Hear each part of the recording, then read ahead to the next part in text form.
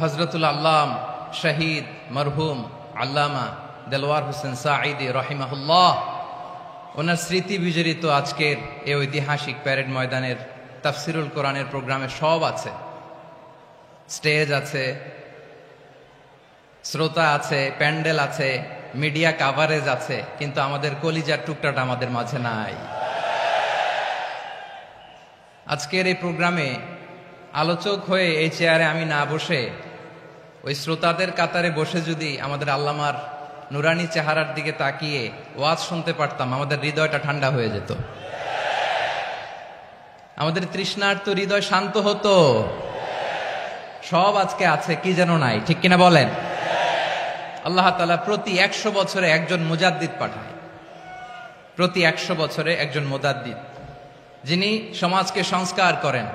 আল্লামা দেলওয়ার হোসেন সাঈদী রাহিমাহুল্লাহ ছিলেন তেমন একজন মুজাদ্দিদ। চিৎকার করে বলেন ঠিক কিনা?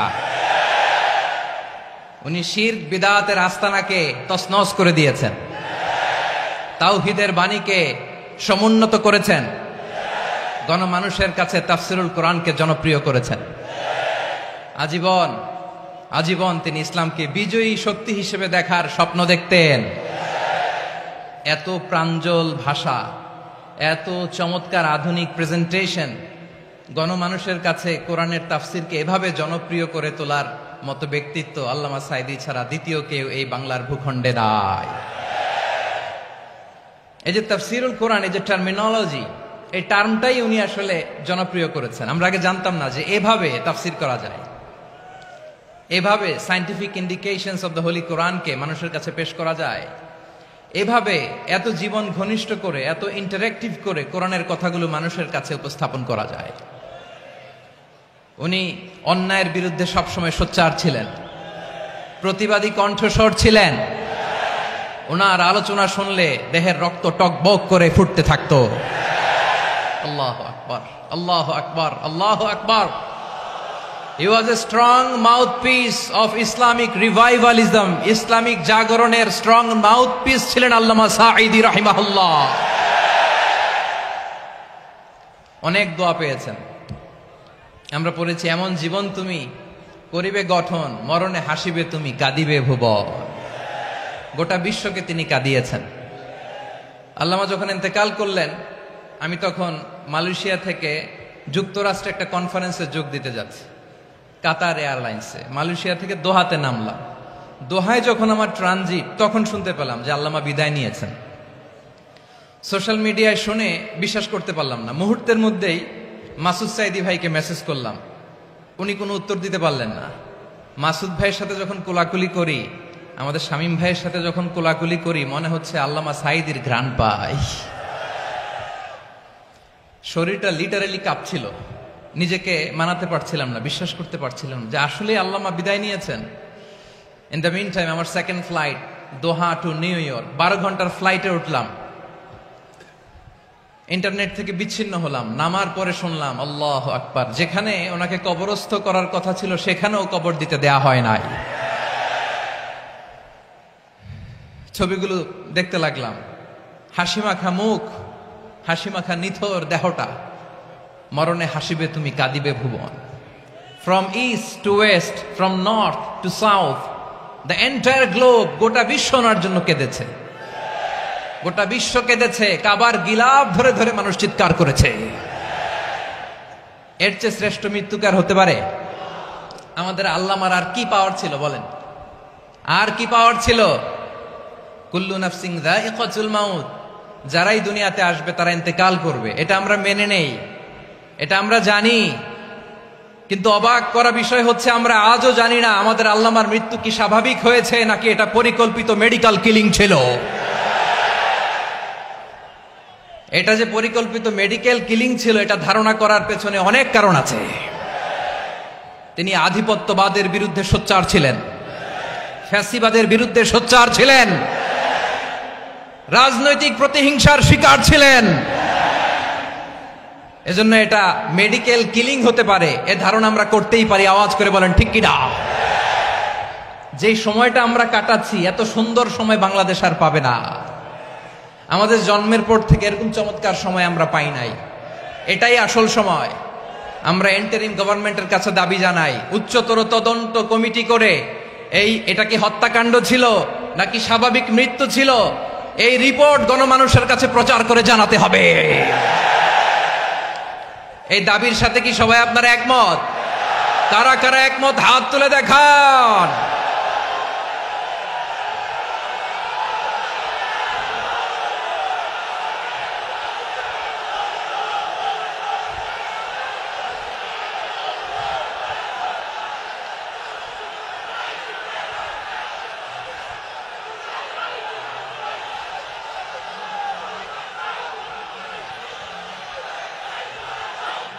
আমার প্রিয় ভাইয়েরা, প্রিয় চট্টলাবাসী, আল্লাহ তাআলা তার এই মুখলেস গোলামকে তার জান্নাতুল ফেরদাউসের মেহমান হিসেবে কবুল করুক, তার জীবনের সকল খেদমাগুলোকে কবুল করুক, জান্নাতুল ফেরদাউসের আলা মাকামে তাকে মেহমান হিসেবে কবুল করুক। আল্লামা শহীদ দেলোয়ার হোসেন সাঈদ রাহিমাহুল্লাহ, উনি ছাড়াও এই ঐতিহাসিক ময়দানে কথা বলেছেন আল্লামা লুৎফুর রহমান রাহিমাহুল্লাহ। চলে গিয়েছেন আমাদেরকে ছেড়ে। তিনি বলতেন, ইনশাআল্লাহ মিজান আবার আসবে। হুজুর আমি তো আসলাম, আপনি তো আমাদেরকে ছেড়ে চলে গেলেন। আল্লাহু আকবার, আল্লাহু আকবার, আল্লাহু আকবার। গলায় কোনো সুর ছিল না, সুর দিয়ে কথা বলতেন না, কিন্তু এত চমৎকার শব্দের বুনন, এত চমৎকার প্রেজেন্টেশন, এত চমৎকার ভাবে ঐতিহাসিক বর্ণনাগুলো তিনি উপস্থাপন করতেন। মন্ত্রমুগ্ধ হয়ে আমরা আল্লামা লুৎফুর রহমানের কথা শুনেছি। আমরা হযরতুল আল্লাম লুৎফুর রহমান রাহিমাহুল্লাহর জন্য এই বিশাল ময়দান থেকে দোয়া করছি, আল্লাহ তাআলা তুমি তোমার এই খাদেমকে জান্নাতের মেহমান হিসেবে কবুল করে নাও। আরো অনেক আল্লামারা এখানে কথা বলেছেন, বিশেষ করে বাইতুল শরফের মরহুম পীর সাহেব হুজুর থেকে শুরু করে আরো যারা যারা তারকাতুল্য ওলামায়ে কেরাম এই চট্টগ্রামের ময়দানে কথা বলেছেন, আলো ছড়িয়েছেন। আমরা এই লক্ষ লক্ষ তাওহীদি জনতাকে নিয়ে তাদের জন্য দোয়া করছি, আল্লাহ তাআলা ওনাদের জীবনের সকল ভুল ত্রুটি ক্ষমা করে দিয়ে তাদেরকে জান্নাতুল ফেরদাউসের মেহমান বানিয়ে নিক।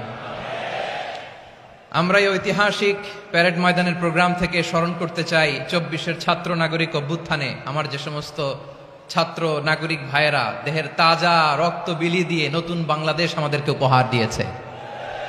বিশেষ করে আপনাদের এই চট্টগ্রামের শহীদ ফয়সাল, শহীদ ওয়াসিম সহ সকল শহীদকে আল্লাহ তাআলা কবুল করুক। আমরা সবাই পড়ি আমিন।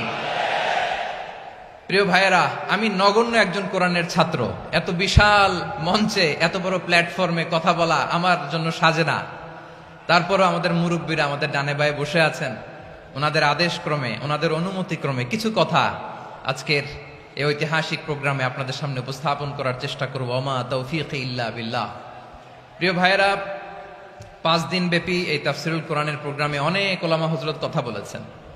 যারা কোরআন সুন্নাহ থেকে আমাদেরকে কোরআনের কথাগুলো শোনালেন, আমরা যেন সেগুলো আমল করতে পারি, আল্লাহ আমাদেরকে তৌফিক দান করুক। শুরুতে আমাদের নিয়তটাকে খালেস করে নেওয়া দরকার। এই যে গ্যাদারিং, এই যে হিউজ শোডাউন, এগুলো যদি আমাদের নিজেদেরকে পরিবর্তন না করে তাহলে এতে কোনো লাভ নাই। জোরে বলেন ঠিক কিনা? এই প্রোগ্রাম যদি আমাদের জীবনকে পরিবর্তন করে, আমাদের চিন্তার ডিএনএ কে চেঞ্জ করে দেয়, তাহলেই চট্টগ্রামের প্যারেড ময়দান সার্থক। আসুন আমরা চিন্তাকে খালেস করে নেই। আমরা সবাই নিয়ত করি যে যতটুকু কথা আমরা কোরআনের আলোকে শুনবো, আমলের নিয়তে শুনবো ইনশাআল্লাহ। বলেন সবাই। আপনারা সবাই ঠিকঠাক আছেন তো? কখন আসছেন? আপনারা সবাই আসছেন কখন?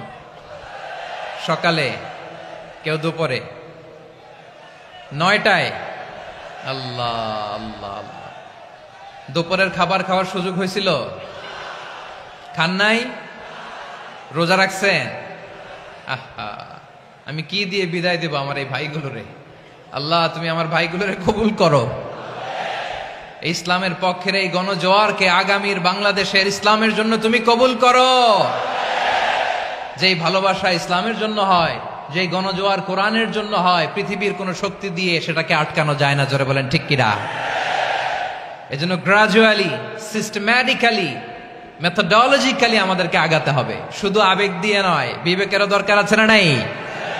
প্রিয় ভাইয়েরা, আসুন, আমাদের কথা অনেক বেশি, সময় অনেক কম। আমরা আর কাল বিলম্ব না করে মহাবিশ্বয় মহাগ্রন্থ আল কুরআন আল কারীম থেকে কিছু কথা শুনি। আমি যে টপিকটা নিয়ে আজকের ঐতিহাসিক চট্টগ্রামের প্যারেড ময়দানের তাফসিরুল কোরআন প্রোগ্রামে আলোচনা করব, সেটা হচ্ছে সূরাতু আন-নাহলের 90 নম্বর আয়াত নিয়ে কিছু কথা আমরা উপস্থাপন করবার চেষ্টা করব ইনশাআল্লাহ। আমার খুতবার শুরুতেই আপনারা মোটামুটি আন্দাজ করে ফেলেছেন যে আমি কি নিয়ে আলোচনা করব, কারণ যে আয়াতটি আমি তেলাওয়াত করেছি এই আয়াতটি প্রায়শই এই ভূখণ্ডে, এই বাংলাদেশে জুমার দিনে খতিব সাহেবরা দ্বিতীয় খুতবা শেষের দিকে পড়ে না? কি কমন পড়ছে?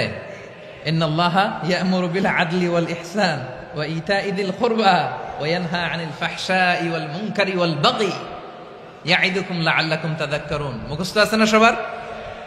আসুন আমরা এই আয়াতের সরল অর্থ, এর মর্মবাণী, এর সংক্ষিপ্ত তাফসীর সবাই মিলে আজকের এই প্রোগ্রাম থেকে উদ্ধার করার চেষ্টা করি। আপনারা মনোযোগী আছেন তো? ইনশাআল্লাহ। এই আয়াতটা অনেক কম্প্রিহেন্সিভ একটা আয়াত। সাইয়েদনা আব্দুল্লাহ ইবনে মাসউদ রাদিয়াল্লাহু তাআলা আনহু উনি বলেছেন, ইন্নাহা মিন আজমাই আয়াতিল কুরআন। এটা কোরআনের সবচেয়ে জামে মানে আয়াত। যদিও ছোট্ট আয়াত, অল্প কিছু কথামালা, কিন্তু তিনি বলতেন এটা কোরআনের সবচাইতে জামে মানে সবচেয়ে কম্প্রিহেন্সিভ একটা আয়াত, যেখানে কথা কম, শব্দ কম, কিন্তু এটার দোতনা, এটার আবেদন, এটার মিনিং অনেক বেশি। সুবহানাল্লাহ। এই আয়াতে আল্লাহ তাআলা বেসিকলি আমাদেরকে 3টা বিষয়ে আদেশ করেছেন আর 3টা বিষয়ে বারণ করেছেন, মানে নিষেধ করেছেন। আওয়াজ করে বলুন, আদেশ করেছেন কয়টা? প্রিয় চট্টলার ভাইয়েরা, আমার মতো এই যে 3 আঙ্গুল উঁচু করে বলেন, আদেশ করেছেন কয়টা? আবার নিষেধও কয়টা? মানবো তো আমরা ইনশাআল্লাহ? বলেন সবাই। 3 do's and 3 don'ts, do's and don'ts। 3টা আদেশ, 3টা নিষেধ। এই 3টা আদেশ আর 3টা নিষেধের ভেতরে আল্লাহ তাআলা গোটা ইসলামী শরিয়ার মূল নির্যাসকে ঢুকিয়ে দিয়েছেন। সুবহানাল্লাহ। এই ছোট্ট একটা আয়াতে গোটা ইসলামী শরিয়ার, the gist, the cream of the creams, গোটা ইসলামী শরিয়ার মূল নির্যাসকে আল্লাহ ঢুকিয়ে দিয়েছেন। 3টা আদেশ আর 3টা নিষেধ। আসুন আমরা সরাসরি কোরআন থেকে শুনি, সবাই পড়ুন। আউযু বিল্লাহি মিনাশ শাইতানির রাজীম। বিসমিল্লাহির রহমানির রহিম। ইন্নাল্লাহা ইয়া'মুরু বিল আদলি ওয়াল ইহসানি ওয়া ইতা'i যিল কুরবা ওয়া ইয়ানহা আনিল ফাহশাই ওয়াল মুনকারি ওয়াল বাগি ইয়া'ইযুকুম লা'আল্লাকুম তাযাক্কারুন।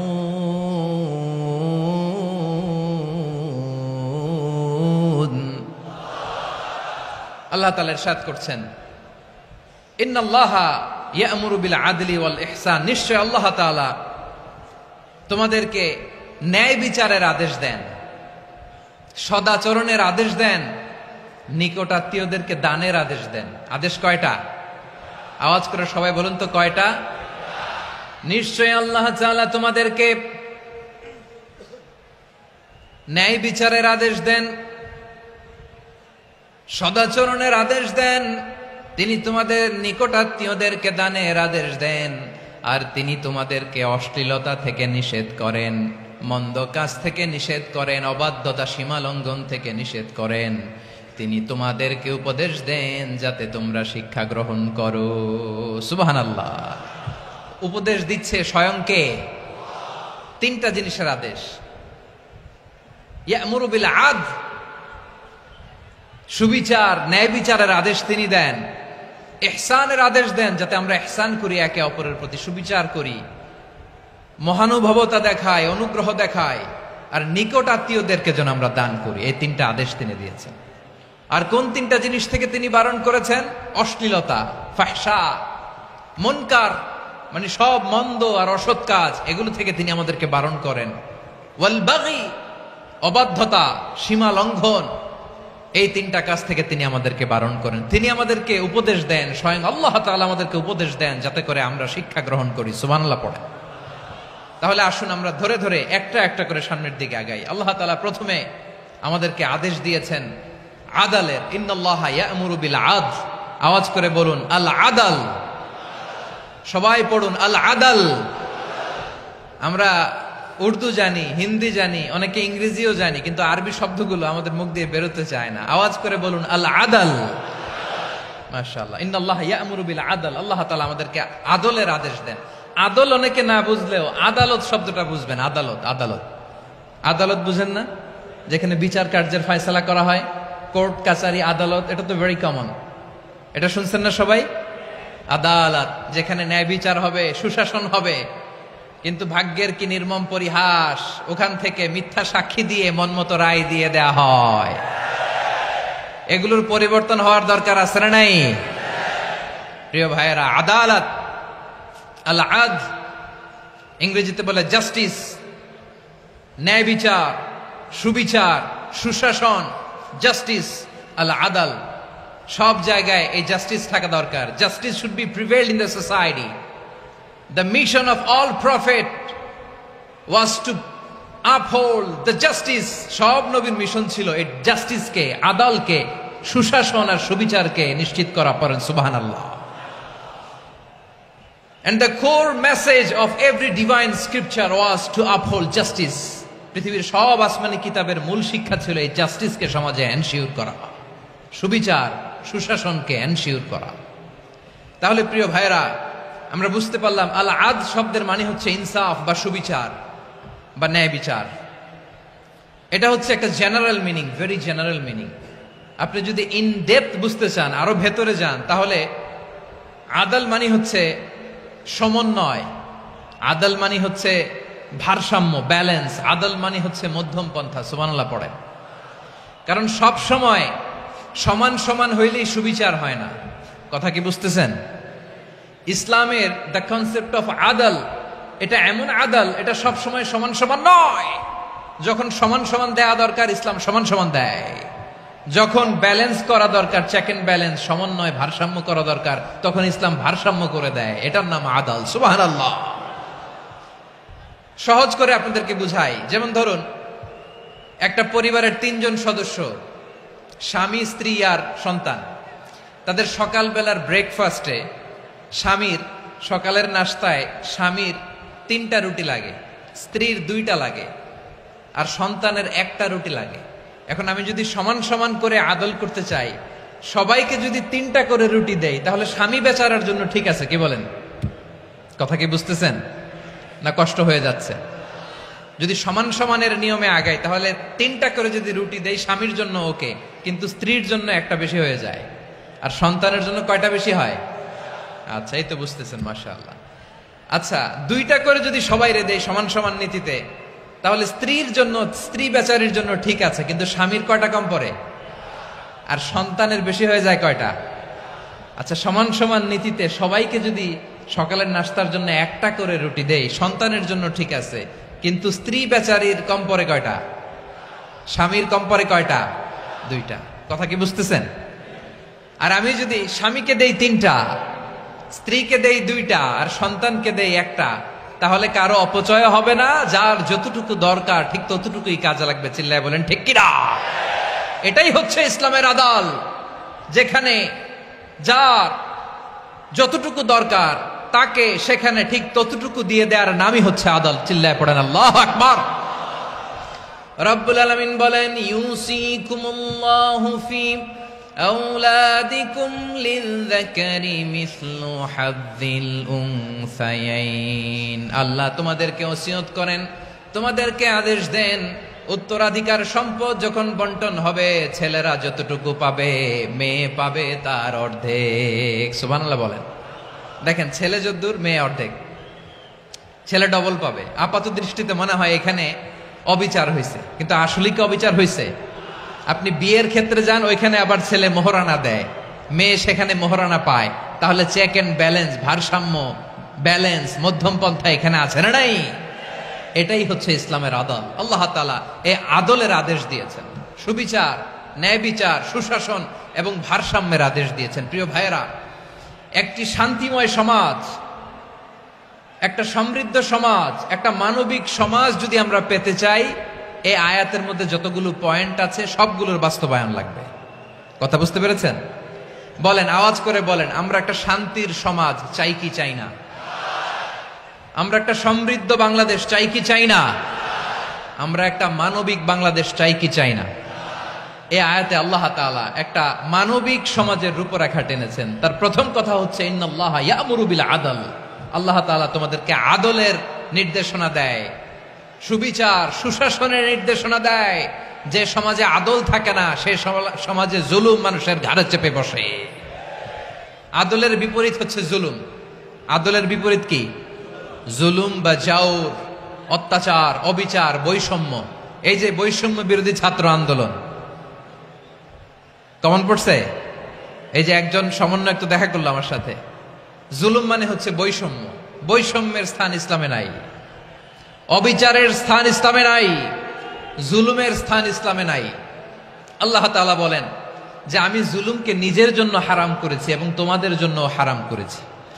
বিশ্বনবী ফরমান, আল্লাহ তাআলা বলেন হাদিসে কুদসিতে, ইয়া ইবাদি ইন্নী হারামতুয যুলমা আলা নাফসি ওয়া জাআলতুহু বাইনাকুম মুহাররামান ফালা তাযালামু। আমার গোলামেরা শোনো, নিশ্চয় আমি আল্লাহ তাআলা জুলুমকে আমি আমার উপরে হারাম করেছি, অনুরূপভাবে জুলুম করাকে তোমাদের উপরেও হারাম করেছি। ফলে ফালা তাযালামু, তোমরা একে অপরের সাথে জুলুম করো না। নির্দেশনাটা কার? খবরদার, জুলুমের সাথে আমাদের কোনো সম্পর্ক নাই। আল্লাহ তাআলা আদলের আদেশ দিয়েছেন, আদালতের আদেশ দিয়েছেন, সুশাসনের, ন্যায় বিচারের আদেশ দিয়েছেন। ইন্নাল্লাহা ইয়ামুরু বিল আদল। আমাদেরকে আদল প্রতিষ্ঠা করতে হবে। জুলুমের সাথে ইসলামের কোনো সম্পর্ক নাই। আল্লাহ তাআলা জালিমদের জন্য কঠিন শাস্তি প্রস্তুত করে রেখেছেন। যারা এই আদলকে ভুলুণ্ঠিত, কখন রাত কিচ্ছু জানে না, কখন দিন কখন রাত কিছু জানে না, বছরের পর বছর কেটে গিয়েছে। এক্সট্রা জুডিশিয়াল কিলিং এর কোনো হিসাব নাই, বিচার বহির্ভূত হত্যা, এনফোর্স ডিসঅ্যাপিয়ারেন্স, গুম, যেটা সবচাইতে বড় মানবতা বিরোধী অপরাধ। কত মানুষ যে গুম হয়েছে তার কোনো ইয়ত্তা নাই। যেই ফ্যামিলির সদস্য গুম হয়েছে তারা কি ওই লোকটার জন্য মাগফিরাতের দোয়া করবে নাকি সুস্বাস্থ্যের দোয়া করবে তারা নিজেরাও জানতো না, কারণ জানে না ও বেঁচে আছে না মরে গেছে। আহা, বিডিআর নওজোয়ানদের যারা ছাড়া পেল দেখলাম, বিনা অপরাধে, কোনো অন্যায় ছাড়া, অপরাধ ছাড়া তাদের জীবন থেকে, তাদের তারুণ্যের, তাদের যৌবনের 15 বছর, 16 বছর, 17 বছর নাই। 6 মাস বয়সের ছোট বাচ্চাকে রেখে জেলে গেছে। 6 মাসের মেয়ে বেরোয় দেখে মেয়ের বয়স 17 বছর। মেয়ে বাবারে চিনে না, বাবা মেয়েরে চিনে না। মেয়েকে এখন বিয়ে দিয়ে আরেক ছেলের হাতে তুলে দিবে। মেয়ের শৈশব বাবা দেখে নাই, মেয়ের কৈশোর বাবা দেখে নাই, মেয়ের তারুণ্য দেখে নাই। আরেক যুবককে দেখলাম 14 বছরের 14 দিনের সংসার, 2 সপ্তাহের সংসার শেষে জেলে গেছে। কত যুবকের যে স্ত্রী চলে গিয়েছে ফ্যামিলি ছেড়ে, কারণ জানে না তো কবে আসবে, কি হবে, কেউ জানতো না। দাম্পত্য জীবনের মাত্র 14 দিনের স্মৃতি, এই স্মৃতিকে আঁকড়ে ধরে এক বোন 16টা বছর, 17টা বছর কাটিয়ে দিয়েছে।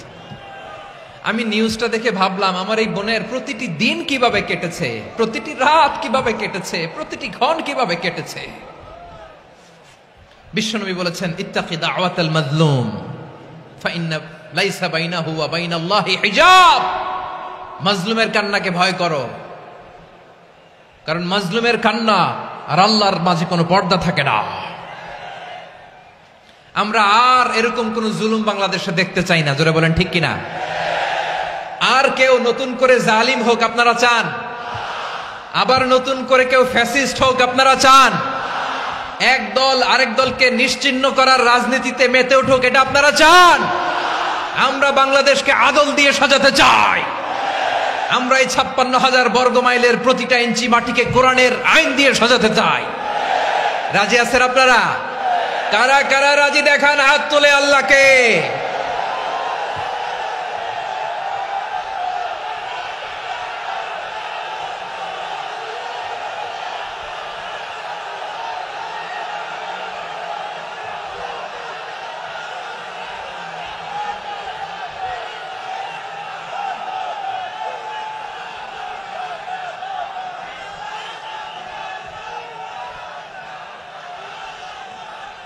বসুন আমার প্রিয় বীর চট্টলার তৌহিদি মুসলমান, আমরা আর নতুন করে কেউ জালিম হোক এটা চাই না। নতুন করে আবার কেউ ফ্যাসিস্ট হোক আমরা চাই না। এক দল আরেক দলকে নিশ্চিহ্ন করার রাজনীতি করুক আমরা চাই না। আমরা সুশাসনের বাংলাদেশ চাই। আমরা মানবিক বাংলাদেশ চাই। আমরা একটা সমৃদ্ধ বাংলাদেশ চাই। আমরা বিশ্বের বুকে সম্মান নিয়ে মাথা উঁচু করে দাঁড়াতে চাই, ঠিক কিনা বলেন? আল্লাহ বললেন এটা যদি তোমরা চাও, একটা সমৃদ্ধ সমাজ যদি বিনির্মাণ করতে চাও, মানবিক সমাজ যদি বিনির্মাণ করতে চাও, আমি তোমাদেরকে সেজন্য প্রথমে আদালতের নির্দেশ দিলাম। ইন্নাল্লাহা ইয়া'মুরু বিল আদল, নিশ্চয় আল্লাহ তাআলা তোমাদেরকে ন্যায় বিচার সুশাসন এটার আদেশ দেন। সুবহানাল্লাহ। আদাল ন্যায় বিচারের আদেশ আল্লাহ তাআলা কোরআনের বিভিন্ন আয়াতে দিয়েছেন। আল্লাহ তাআলা বলছেন ইন্নাল্লাহা ইয়া'মুরুকুম আন তুআদ্দুল আমানাতি ইলা আহলিহা ওয়া ইযা হাকামতুম বাইনান নাসি আন তাহকুমু বিল আদল ইন্নাল্লাহা নি'ম্মা ইয়া'iযুকুম বিহি ইন্নাল্লাহা কানা সামিআন বাসীরা। আল্লাহ তাআলা বললেন, আল্লাহ আদেশ দিচ্ছেন যে ব্যক্তি আমানতের হকদার তার হাতে তোমরা আমানত পৌঁছে দাও। আর যখন তোমরা বিচার কার্য করবে, বিচার ফয়সালা করবে, আদালতের সাথে করো। সুবহানাল্লাহ বলেন। ওয়াইদা হাকামতুম বাইনান নাসি আন তাহকুমু বিল আদল, আদালতের সাথে করবা। আল্লাহ তাআলা বলেন যারা জাজ হবে, বিচারক হবে, তাদের যদি বাদী বিবাদীর কারোর সাথে শত্রুতা থাকে, কারোর সাথে যদি কোনো ধরনের রেষারেষি থাকে, আল্লাহ বলেন বিচার কার্য করতে যে ওই শত্রুতা রেষারেষির কারণে আদালতের বাইরে যে অবিচার করে বিচার করো না। ওয়ালা ইয়াজরিমান্নাকুম শানাআনু কওমিন আলা আল্লা তা'দিলু ই'দিলু হুয়া আকরাবু লিত্তাকওয়া ওয়াত্তাকুল্লাহা ইন্নাল্লাহা খাবীরুম বিমা তা'মালুন। খবরদার কোন জাতির প্রতি, কোন গোষ্ঠীর প্রতি, কোন গোত্রের প্রতি আক্রোশ যেন তোমাদেরকে ন্যায় বিচার থেকে দূরে সরিয়ে না দেয়, বরং আমি আল্লাহর আদেশ হলো ই'দিলু, তোমরা আদল করো, ন্যায় বিচার করো, সুবিচার করো, সুশাসন প্রতিষ্ঠা করো। হুয়া আকরাবু লিত্তাকওয়া, এটাই তাকওয়ার সবচেয়ে কাছাকাছি। সুবহানাল্লাহ বলেন। কোরআনের বিভিন্ন আয়াতে আল্লাহ তাআলা স্পেসিফিকলি ধরে ধরে বিচার করার সময় আমরা যেন আদল করি সেটা বলেছেন। কোরআনের কোন কোন জায়গায় আল্লাহ তাআলা এই আল আদল শব্দটা ব্যবহার করেছেন। আবার একই জিনিস ইনসাফ, সুবিচার, সুশাসন, ন্যায় বিচার, ন্যায় পরায়ণতা বুঝাতে আল্লাহ তাআলা কখনো কখনো আল কিসত শব্দটা ব্যবহার করেছেন। আওয়াজ করে সবাই বলুন আল কিসত। প্রিয় ভাইয়েরা সবাই আওয়াজ করে আমার সাথে সাথে বলুন আল কিসত।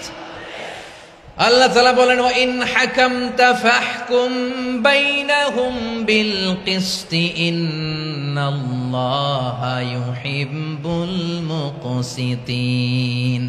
যখন তুমি বিচার করবে, বিশ্বনবীকে উদ্দেশ্য করে অ্যাড্রেস করে বললেন, নবী হে, ইহুদিরা কোনো বিষয়ে মীমাংসার জন্য যদি আপনার দরবারে আসে, যদি বিচার করতে হয়, খবরদার অবিচার করবেন না, ফয়সালা যেটা করবেন কিসতের সাথে করবেন, ন্যায় পরায়ণতার সাথে করবেন, কারণ ইন্নাল্লাহা ইউহিব্বুল মুকসিতিন, নিশ্চয় আল্লাহ রাব্বুল ইজ্জাত ন্যায় পরায়ণশীলদেরকে বড্ড ভালোবাসেন। সুবহানাল্লাহ বলেন। ন্যায় পরায়ণ লোকদেরকে আল্লাহ তাআলা বড্ড ভালোবাসেন। অন্য আয়াতে আল্লাহ তাআলা বলছেন, وَنَضَعُ الْمَوَازِينَ الْقِسْطَ لِيَوْمِ الْقِيَامَةِ فَلَا تُظْلَمُ نَفْسٌ شَيْئًا, আমি কিয়ামতের দিন ন্যায়পরায়ণতার মানদণ্ড স্থাপন করব, যেটাকে আমরা মিজানের পাল্লা বলি। আল্লাহ বলেন ন্যায় বিচারের মানদণ্ড কিয়ামতের ময়দানে আমি আল্লাহ স্থাপন করব। সেদিন কারো প্রতি বিন্দু পরিমাণ, এক চুল পরিমাণ অবিচার করা হবে না, কোনো অবিচার করা হবে না। সেদিন সুশাসন হবে, সুবিচার হবে, ন্যায় পরায়ণতার সাথে বিচার হবে। আওয়াজ করে পড়েন আল্লাহু আকবার। তাহলে প্রিয় ভাইরা, যে তিনটি বিষয়ে আল্লাহ তাআলা আমাদেরকে আদেশ দিয়েছেন, তার প্রথমটা হচ্ছে আদালত, ইনসাফ, সুবিচার, ন্যায় বিচার। এটা আমরা চাই কি চাই না? বিশ্বনবী ন্যায় বিচার, ন্যায় পরায়ণতা, সুশাসন প্রতিষ্ঠিত করেন কি করেন নাই? আপনারা বিশ্বনবীর সিরাত যারা পড়েছেন, আপনি দেখবেন বিশ্বনবীর সিরাতের পরতে পরতে, বাঁকে বাঁকে, সিরাতের বাঁকে বাঁকে এই আদালতের নমুনা মেলে। সুবহানাল্লাহ বলেন। ছোট্ট একটা নমুনা রাসূল সাল্লাল্লাহু আলাইহি ওয়াসাল্লামের আসিরা আল আতরা থেকে ছোট্ট একটা নমুনা আপনাদের খেদমতে এখানে উপস্থাপন করি। বিশ্বনবী সাল্লাল্লাহু আলাইহি ওয়াসাল্লাম মক্কা বিজয় করলেন ৮ম হিজরিতে। মক্কা বিজয় শেষে তিনি কয়েক সপ্তাহ মক্কাতে অবস্থান করলেন। ইন দ্য মিন টাইম মক্কার একটা ভেরি প্রেস্টিজিয়াস এন্ড ডিগনিফাইড ফ্যামিলির নারী চুরিতে ধরা পড়ল। কিসে ধরা পড়ল? সবাই বলেন কিসে? আমাদের সমাজে আসেনি এটা? আছে? ছোট না বড়? হ্যাঁ, হিসাব করে শেষ করা যায় না। ৩.৫ লাখ কোটি টাকা নাই উন্নয়ন প্রকল্পের নামে। উন্নয়ন প্রকল্পের নামে ৩.৫ লাখ কোটি টাকা নাই। ৩.৫ লাখ কোটি টাকা লিখতে পারবেন আপনি? এক টানে লিখতে পারবেন? বুঝতেছেন কত বড় সংখ্যা? হ্যাঁ, বনু মাখজুমিয়া গোত্রের এক নারী মক্কায় চুরিতে ধরা পড়ল। বলেন তো চুরি করলে বিধান কি? কি কাটতে হবে? চুরির বিধান হলো হাত কেটে দাও। তাও সেটা গোপনে নয়, প্রকাশ্যে জনসম্মুখে হাত কেটে দাও। বনু মাখজুমিয়া গোত্রের নারী যখন চুরিতে ধরা পড়লো, সাহাবারা চিন্তায় পড়ে গেলেন। সবেমাত্র মক্কার লোকেরা কালিমা পড়ে মুসলমান হয়েছে, ইসলামের আইন কানুন তেমন জানে না, ইসলামী শরিয়ার সাথে বেশি পরিচিত নয়। এখনো যদি বিশ্বনবী চুরির যেই বিধান এটা যদি কায়েম করে হাত যদি কেটে দেয়, না জানি মক্কার লোকেরা আবার বিগড়ে যায়, না জানি মক্কার লোকেরা আবার মুরতাদ হয়ে যায়, না জানি মক্কার লোকেরা ইসলাম থেকে দূরে সরে যায়। চলো চলো, সাহাবীরা মিলে পরামর্শ করলেন, চলো বিশ্বনবীর কাছে যে বলি, ও নবী, শুধু কেবলমাত্র একমাত্র এই নারীর জন্য চুরির হাত কাটার বিধানটা আপনি একটু থামিয়ে দেন। চুরির হাত কাটার যে বিধান এখানে একটু রহিত করে দেন, বাকিগুলা কইরেন মদিনাতে যে চলবে, কিন্তু মক্কায় এবারের জন্য মাফ করে দেন। কিন্তু কে বলবে? এই যে পরামর্শ, সাজেশন, এটা কে দিবে বিশ্বনবীর কাছে? সাহাবারা চিন্তায় পড়ে গেলেন। আল্লাহর নবীর সামনে দাঁড়িয়ে আল্লাহর দেয়া হুদুদ, আল্লাহর দেয়া বিধান থামিয়ে দেওয়া, মাফ করে দেওয়া, এই কথা বিশ্বনবীর সামনে বলার সাহস তো কেউ রাখে না। কেউ কেউ বলল, বিশ্বনবীর পালক পুত্র যায়েদ বিন হারেসার সন্তান উসামারে বিশ্বনবী নাতির মতো আদর করে, বড্ড বেশি ভালোবাসে উসামারে। এজন্য সাহাবারা উসামাকে বলতো হিব্বু রাসূলিল্লাহ, বিশ্বনবীর ভালোবাসা। কি বলতো? সাহাবীরা বললেন বিশ্বনবীর ভালোবাসা হিব্বু রাসূলিল্লাহ, উসামারে পাঠাও। উসামারে বিশ্বনবী নাতির মতো স্নেহ করে, মায়া করে, ভালোবাসে। আমরা পারবো না, উসামা পারবে। সবাই মিলে ফুলিয়ে ফুসিয়ে ওসামাকে, ছোট্ট ওসামাকে রাজি করালো। ওসামা এমন এমন কথা যে তুমি বিশ্বনবীর কাছে বলতে হবে, পারবা নাকি? ওসামা বলে পারবো। সাইয়েদনা ওসামা রাদিয়াল্লাহু তাআলা আনহু তরুণ সাহাবী বিশ্বনবীর কাছে গেলেন, যে বললেন, নবী, বনু মাখজুমিয়া গোত্রের এক নারী চুরিতে ধরা পড়েছে, এবারের জন্য কি এই মহিলাটারে মাফ করে দিলে হয় না? এবারের জন্য একটু ক্ষমা করা যায় না নবী? বিশ্বনবী বলেন, আতাশফাউ ফি হাদ্দিম মিন হুদুদিল্লাহ, তোমার এত বড় সাহস উসামা, তুমি আল্লাহর হাত, আল্লাহর দেয়া বিধান এটার ব্যাপারে সুপারিশ করতে এসেছো? তোমরা কি জানো তোমাদের আগে যত কওম, যত গোত্র, যত জনপদ ধ্বংস হয়েছে তার কারণ ছিল তাদের মধ্যে গরিবরা অন্যায় করলে তারা বিচার করত, আর ধনীরা অন্যায় করলে তারা মাফ করে দিত। খবরদার! ওয়া আইমুল্লাহ লাউ আন্না ফাতিমাতা বিনতি মুহাম্মাদিন সারাকাত লাকাতা মুহাম্মাদুন ইয়াদাহা।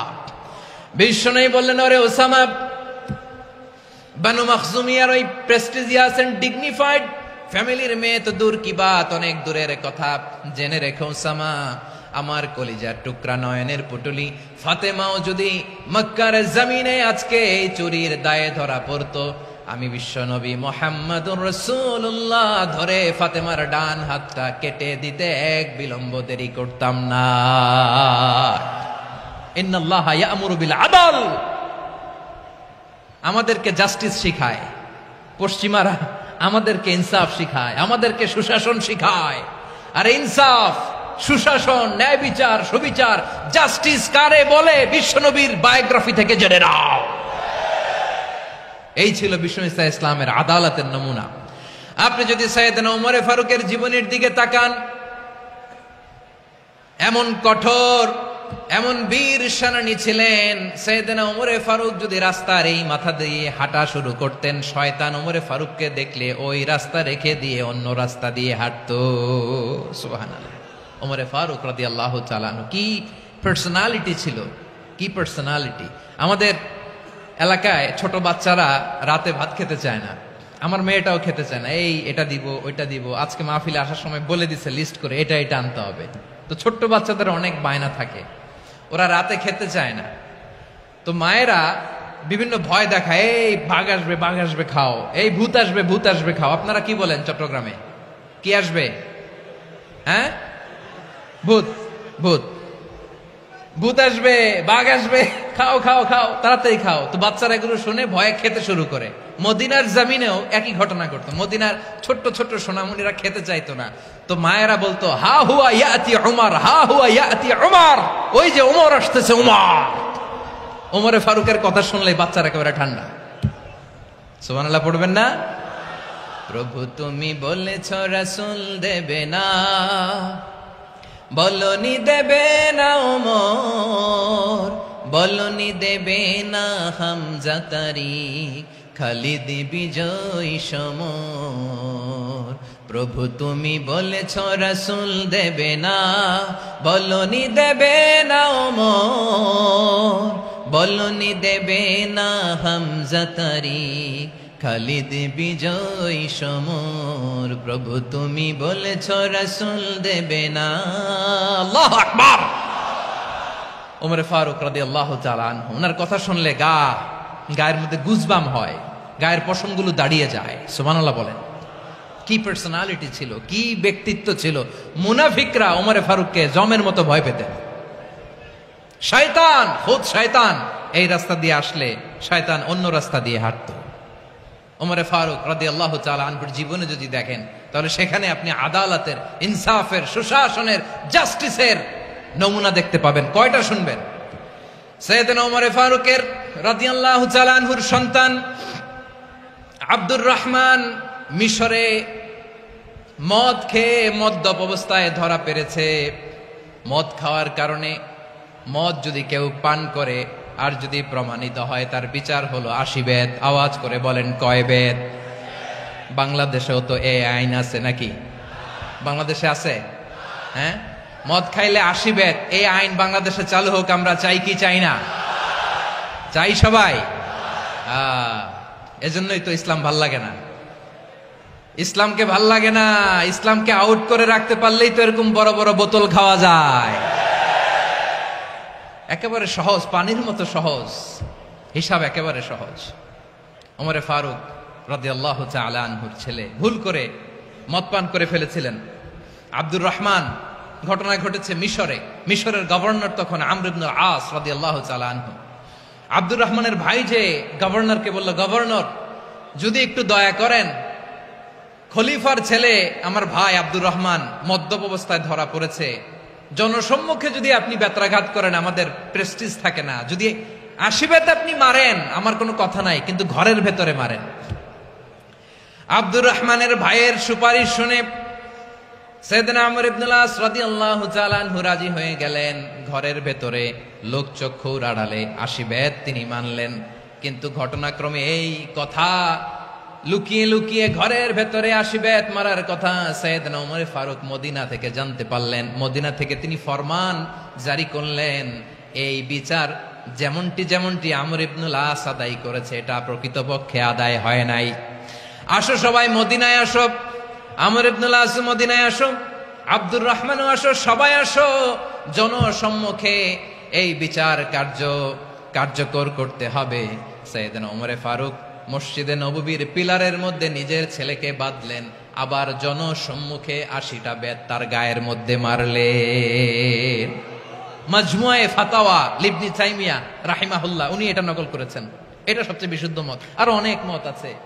মারা গেছে কবরের উপর, ওগুলো বাদই দিলাম। কেমন খলিফা ছিলেন, কেমন খলিফা! পশ্চিমারা তোমরা জাস্টিস আমাদেরকে শেখাও, ইনসাফ কারে বলে সুশাসন আমাদেরকে তোমরা শিখাও। ওমরে ফারুক রাদিয়াল্লাহু তাআলা ওই বিচারকে তিনি ধর্তব্য মনে করেন নাই। মদিনাতে এনে আবার জনসম্মুখে আবার 80 বেত মেরেছেন। মিশরে ওমরে ফারুক রাদিয়াল্লাহু তাআলা আনহু আমর ইবনুল আসকে গভর্নর করে পাঠালেন। সেখানে আমর ইবনুল আসের ছেলে একটা প্রতিযোগিতায় রানার আপ হয়েছে।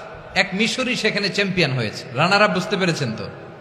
রানার আপ সেকেন্ড হয়েছে, এক মিশরি হয়েছে চ্যাম্পিয়ন প্রথম। কিন্তু গভর্নরের ছেলে ও জিততে পারে নাই। ও রাগে ওই মিশরির গায়ের মধ্যে কয়েকটা লাঠি দিয়ে বাড়ি মেরেছে। মিশরি যে মদিনাতে ওমরে ফারুকের কাছে বিচার দিলেন, আপনার গভর্নরের ছেলে অন্যায়ভাবে আমার গায়ে হাত তুলেছে। সাইয়েদনা ওমরে ফারুক আবার ফরমান জারি করলেন, আসো মদিনাতে আসো। মিশরীকে ডাকলেন। ওই মিশরের গভর্নর আমর ইবনুল আস রাদিয়াল্লাহু তাআলা আনহুকে ডাকলেন, তার ছেলেকেও ডাকলেন। সবাই বসে রইল। আমর ইবনুল আস রাদিয়াল্লাহু তাআলা আনহু মাথা নিচু করে বসে আছেন, লজ্জায় কাচুমাচু। হায় হায়, আজকে আমার ছেলের কারণে আমিরুল মুমিনিন খলিফাতুল মুসলিমিন ওমরে ফারুকের কাছে আমি জনসম্মুখে লজ্জিত হচ্ছি। সাইয়েদনা ওমরে ফারুক বললেন, এই নাও লাঠি, গভর্নরের ছেলে তোমার মাথার মধ্যে যতগুলো বাড়ি মেরেছে, আজকে জনসম্মুখে তুমি অতগুলা বাড়ি মারো। মিশরি বলে, থাক, আপনি যে ডেকে আনছেন সবার সামনে এটা বলছেন, এতেই আমি খুশি। আল্লাহু আকবার! আপনার মহানুভবতা দেখে আমি খুশি, আর অপমানের দরকার নাই। ওমরে ফারুক বলে, না, খবরদার, এই কথা মিশরি তুমি বলো না, মারো, যতগুলা বাড়ি মেরেছে মারো।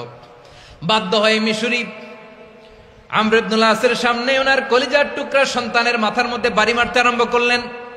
ঠিক যতগুলা বাড়ি গভর্নরের ছেলে আমর ইবনুল আসের ছেলে মিশরির গায়ে মেরেছিল, মাথায় মেরেছিল, মিশরি গুনে গুনে ততটা মারলেন।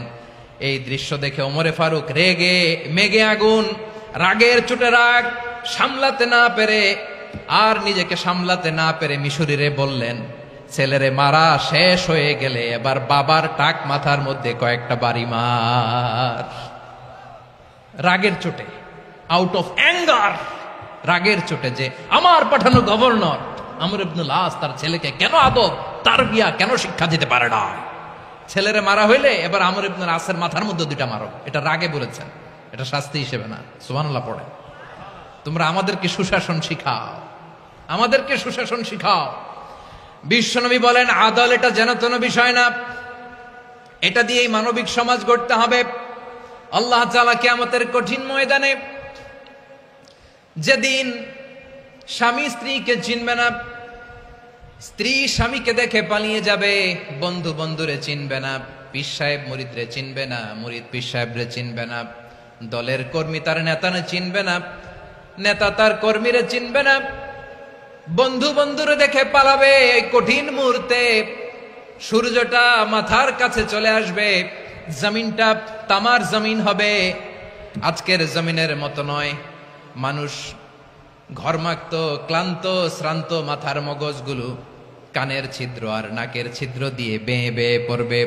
বিশ্বনবী ফরমান, কিয়ামতের ওই কঠিন ময়দানে 7 শ্রেণীর ব্যক্তিকে রব্বুল আলামিন তার আরশের নিচে ছায়া দিবেন। তার মধ্যে প্রথম শ্রেণীর ব্যক্তি হলো ইমামুন আদিল। ইমামুন আদিল, ন্যায়পরায়ণ শাসক, যে ইনসাফের সাথে বিচার করে, যে জাস্টিস সমাজে সার্ভ করে, যে সুশাসন নিশ্চিত করে, ওই ইমামুন আদিল। আদিল শব্দটা বুঝছেন না? ইন্নাল্লাহা ইয়া'মুরু বিল আদল। পাইছেন? আদিল। 7 শ্রেণীর ব্যক্তিকে আল্লাহ তাআলা সুশীতল আরশের নিচে ছায়া দিবেন, যেদিন তার দেয়া ছায়া ছাড়া কোনো ছায়া থাকবে না। এর প্রথম হচ্ছে ইমামুন আদিল, ন্যায়পরায়ণ শাসক। চিল্লায় বলেন সুবহানাল্লাহ। আবার বিশ্বনবী বললেন, ইন্নাল মুকসিতিনা ইনদাল্লাহি আলা মানাবিরা মিন নূর আন ইয়ামিনির রহমান। কিয়ামতের দিন যারা ন্যায়পরায়ণ হিসেবে আল্লাহর সামনে দাঁড়াবে, কিয়ামতের দিন রব্বুল আলামিন তার আরশের ডান দিকে ওই ন্যায়পরায়ণ লোকদের জন্য আরশের ডান দিকে একটা নূরের মিম্বারে তাদেরকে বসার সুযোগ করে দিবে। আল্লাহর আরশের ডান দিকে ন্যায়পরায়ণ লোকদের জন্য আল্লাহ তাআলা নূরের মিম্বার বানাবে। 4টে কেন কথা মনে করেছেন? আল আদাল, জাস্টিস। ইন্নাল্লাহা ইয়া'মুরু বিল আদল। আল্লাহ তাআলা এই আদালতের নির্দেশনা দেয়, সুবিচার, সুশাসন। প্রিয় ভাইয়েরা, এটা আমরা বাংলাদেশে চাই কি চাই না? এই যে অরাজকতা, এই যে অন্যায়, এই যে জুলুম, এই যে ইনকনসিস্টেন্সি, সমাজের অসঙ্গতির প্রধান কারণ জাস্টিস নাই, সুবিচার নাই, সুশাসন নাই।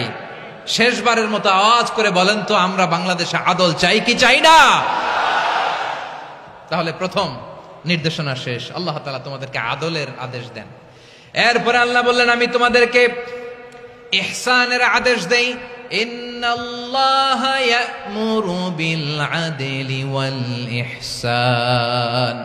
আমি তোমাদেরকে যেমনি আদলের নির্দেশনা দেই, তেমনি ভাবে তোমাদেরকে ইহসানের নির্দেশনা দেই। ইহসান, আওয়াজ করে সবাই বলেন তো ইহসান। সবাই বলেননি? সবাই বললে এতটুকু আওয়াজ হবে আমি বিশ্বাস করি না। আওয়াজ করে বলুন আল ইহসান।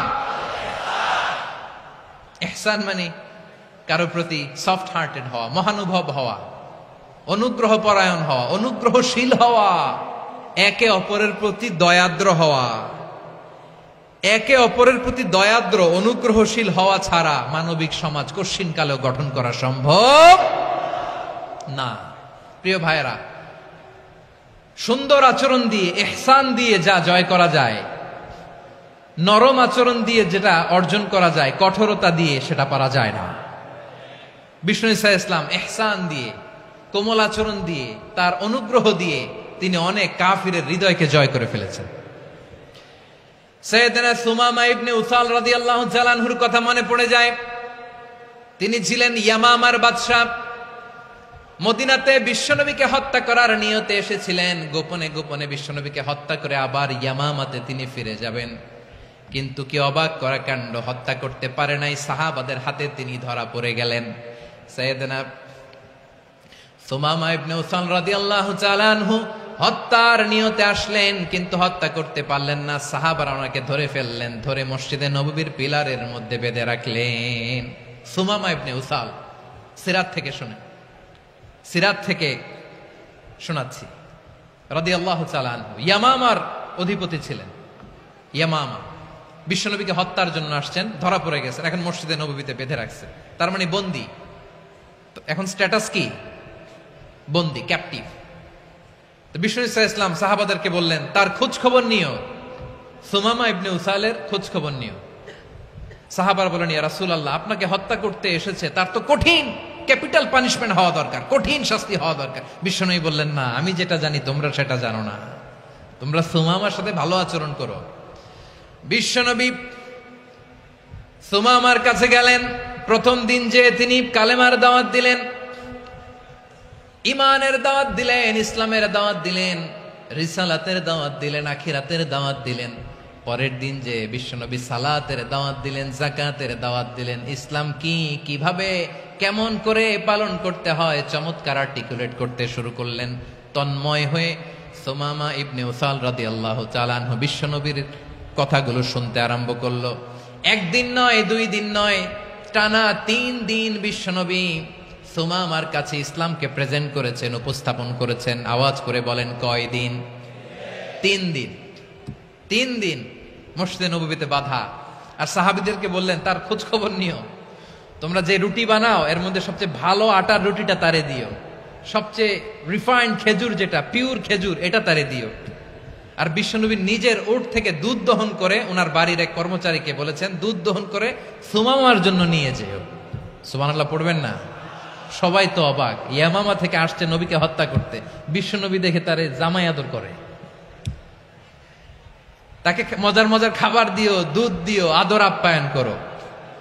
একদিন নয়, 2 দিন নয়, টানা 3 দিন বিশ্বনবী এভাবে সুমামার কাছে যেয়ে ইসলামকে প্রেজেন্ট করতে আরম্ভ করলেন, ইসলামকে উপস্থাপন করতে শুরু করলেন। আর তাকে চমৎকার এন্টারটেইনমেন্ট আপ্যায়ন দিতে আরম্ভ করলেন। টানা 3 দিন যখন ইসলামের দ্য বিউটিজ অফ ইসলামের সুমহান বাণী সৌন্দর্য তার কাছে উপস্থাপন শেষ, তাকে আপ্যায়ন শেষ, বিশ্বনবী বললেন সাহাবেদেরকে যাও এবার সুমামার হাতের পায়ের রশি দুটো খুলে দাও। তারা বললেন ইয়া রাসূলুল্লাহ কি বলেন আপনি, ও তো হত্যাকারী, সুযোগ পায় নাই, আপনারে মারতে পারে নাই, ছেড়ে দিলে আবার ও আপনার উপর তলোয়ার নিয়ে ঝাঁপিয়ে পড়বে, নবী এই সিদ্ধান্ত আপনি নিতে যাবেন না। বিশ্বনবী বললেন যেটা বলেছি সেটা করো, সুমামার রশিগুলো ছেড়ে দাও, সুমামার হাতে পায়ের রশিগুলো যে তোমরা খুলে দাও। সাহাবারা তর্ক জুড়ে দিলেন লা ইয়া রাসূলুল্লাহ এমনটা করবেন না, তো ভয়ঙ্কর ভয়ঙ্কর খুনি, কি জানি কি হয়ে যায়। বিশ্বনবী বললেন না, তার হাতে পায়ের রশিগুলো খুলে দাও। সাহাবারা বিশ্বনবীর কথা মতো তার হাতে পায়ের রশিগুলো খুলে দিল। সুমামা মুহূর্তের মধ্যে মসজিদে নববী থেকে বের হয়ে ইয়ামামায় ফিরে না যে মসজিদে নববীর পাশে একটা খেজুর বাগান ছিল সেখানে চলে গেলেন। সেখানে একটা ছোট্ট কুয়া ছিল, কুয়ার পানি দিয়ে তিনি গোসল করলেন। সুবহানাল্লাহ পড়েন।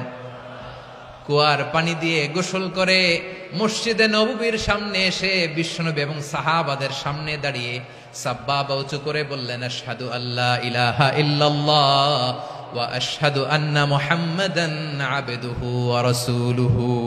আল্লাহু আকবার। আমি সাক্ষ্য দিচ্ছি আল্লাহ ছাড়া কোনো ইলাহ নাই আর মুহাম্মদ আল্লাহ তাআলার প্রেরিত বান্দা এবং রাসূল। প্রিয় ভাইয়েরা, ইহসান দিয়ে যা জয় করা যায়, কঠোরতা দিয়ে সেটা কঠিনকালেও জয় করা যায় না। আওয়াজ করে বলেন ঠিক কি না? এবার সুমামা দাঁড়িয়ে বলে ওগো নবী, আমি তো কালিমা পড়ে মুসলমান হয়ে গেলাম, এবার শোনেন, এই মুহূর্তের আগে আপনার চেহারার চাইতে নিকৃষ্ট কোনো চেহারা আমার কাছে ছিল না, কিন্তু শাহাদা পাঠ করার পরে আপনার চেহারার চাইতে উত্তম শ্রেষ্ঠ কোনো চেহারা আমার কাছে আর নাই। ও নবী, আজকের দিনের আগে ইসলাম ধর্মের চেয়ে নিকৃষ্ট অপছন্দনীয় কোনো ধর্ম আমার কাছে ছিল না, কিন্তু এই মুহূর্ত থেকে ইসলামের চেয়ে সেরা শ্রেষ্ঠ পছন্দনীয় কোনো ধর্ম আমার কাছে নাই। নবী গো, আজকের দিনের আগে মদিনার চাইতে অপছন্দনীয় নিকৃষ্ট কোনো শহর আমার কাছে ছিল না, কিন্তু এই মুহূর্তের পর থেকে মদিনার চাইতে কোনো শ্রেষ্ঠ শহর আমার জানা নাই। সে ছিল গমের বড় ডিলার, গম বেচত। কি বেচত? তার গম কিনে মক্কার লোকেরা রুটি খাইতো। সে ঘোষণা দিল, আজকে থেকে মক্কাবাসীদের জন্য সব গম আমি হারাম করে দিলাম, মক্কাবাসী এখন না খেয়ে মরে। সুবহানাল্লাহ পড়বেন না?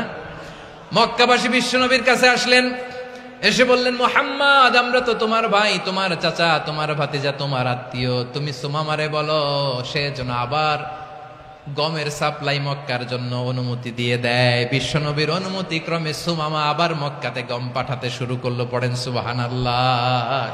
ইহসান, ইহসান দিয়ে আপনি যেটা জয় করতে পারবেন, you can win the heart of your enemies. ইহসান দিয়ে আপনি আপনার শত্রুর হৃদয়কে জয় করতে পারবেন। আওয়াজ করে বলেন ঠিক কি না?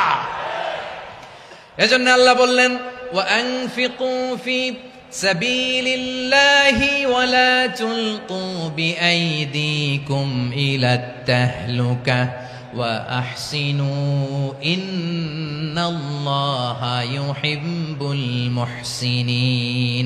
তোমরা আল্লাহর রাস্তায় দান করবে আর নিজেরা নিজেদেরকে ধ্বংসের হাতে ঠেলে দিও না। তোমরা একে অপরের প্রতি ইহসান করবে, কারণ ইহসানকারীদেরকে আল্লাহ বড্ড ভালোবাসেন। সুবহানাল্লাহ পড়েন। আবার সূরা রহমানে আল্লাহ বললেন হাল জাযাউল ইহসানি ইল্লাল ইহসান ফাবিআইয়ি আলা, সবাই পড়েন ফাবিআইয়ি আলাই রাব্বিকুমা তুকাযযিবান। ইহসানের প্রতিদান হিসেবে ইহসানি হয়। বিশ্বনবী সুমামার প্রতি যেমন ইহসান করেছেন, সুমামাও ঠিক তেমন ইহসান ফিরিয়ে দিয়েছে। ঠিক কিনা বলেন? তাহলে 1 নম্বরে হচ্ছে আদ, ন্যায় বিচার। 2 নম্বরে সবাই বলেন ইহসান, সদাচরণ। ইহসান 2 ধরনের প্রিয় ভাইরা, ইহসান ফিল ইবাদা, ইহসান ফিল মুআমালা। ইহসান ফিল ইবাদা হচ্ছে একাগ্র অনুভবে ইবাদতে ডুব দেওয়া, এর নাম ইবাদতের ইহসান। সুবহানাল্লাহ পড়ে। বিশ্বনবী বলেন ইহসান মানে কি জানো নাকি? হাদিসে জিবরিলে সাইয়েদনা জিবরিল আলাইহিস সালাম বিশ্বনবীকে বললেন আখবিরনি আনিল ইহসান। নবী আমাদেরকে বলেন ইহসান মানে কি? বিশ্বনবী বললেন আনতা আবুদাল্লাহা কাআন্নাকা তারাহু ফাইন লাম তাকুন তারাহু ফাইন্নাহু ইয়ারাক। ইহসান মানে হলো এমন ভাবে তুমি আল্লাহর সামনে নিজেকে উজাড় করে ইবাদত করবে, তুমি ভাববে তুমি আল্লাহকে দেখতে পাচ্ছ। আর এটা যদি ভাবা তোমার জন্য কঠিন হয়ে যায়, অন্তত এতটুকু তুমি ভাববা যে আল্লাহ তোমাকে দেখতে পাচ্ছেন। ঠিক কিনা বলেন? ও আমার বীর চট্টলার ভাইয়েরা, কেউ যেটা দেখে না সেটা দেখে কে? এই বিশ্বাস হৃদয়ের মধ্যে আছে? নামাজে যখন দাঁড়ান এই ফিলিংসটা আনা যাবে?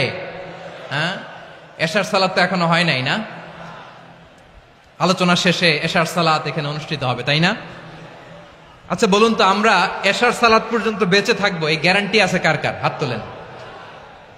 কয়েকজন হাত তুলছে পেছনে, না বুঝে তুলে ফেলছে। এশা পর্যন্ত যে আমরা হায়াত পাবো কোনো গ্যারান্টি আছে? সবাই আওয়াজ করে বলেন গ্যারান্টি আছে? গ্যারান্টি নাই। এই জন্য বিষ্ণু ইসলাম বলেছে এমন ভাবে নামাজে দাঁড়াও, ইবাদত করো, মনে করো হতে পারে এটাই আমার জীবনের শেষ নামাজ।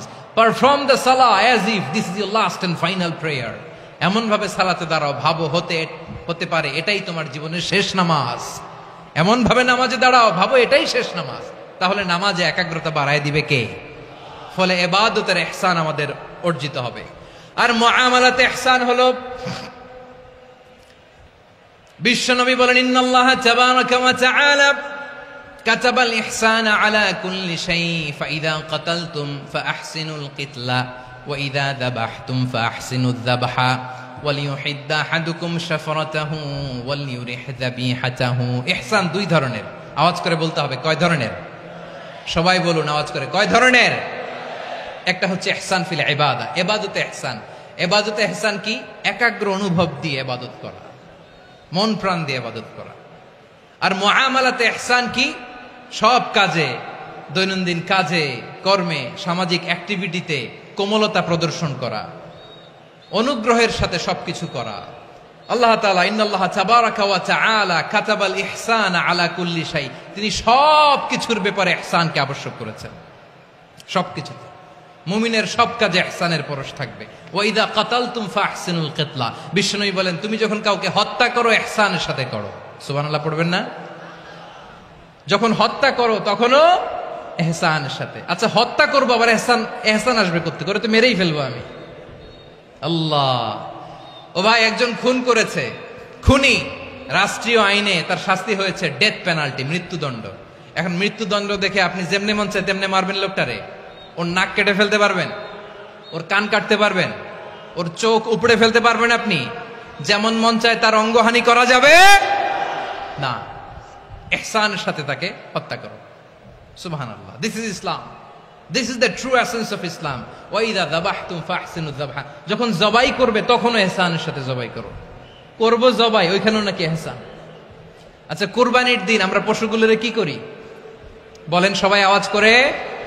জবাই। জবাই মানে তো এটার মেরেই ফেলতেছি, একটু পরে তো টুকরো টুকরো করে গোশতগুলো খাবো, এটা তো খাবো, এটা তো মেরেই ফেলবে। বিষ্ণু বলে না, জবাইয়ের মধ্যেও মুমিনের জবের ভেতরেও ইহসানের পরশ থাকা চাই।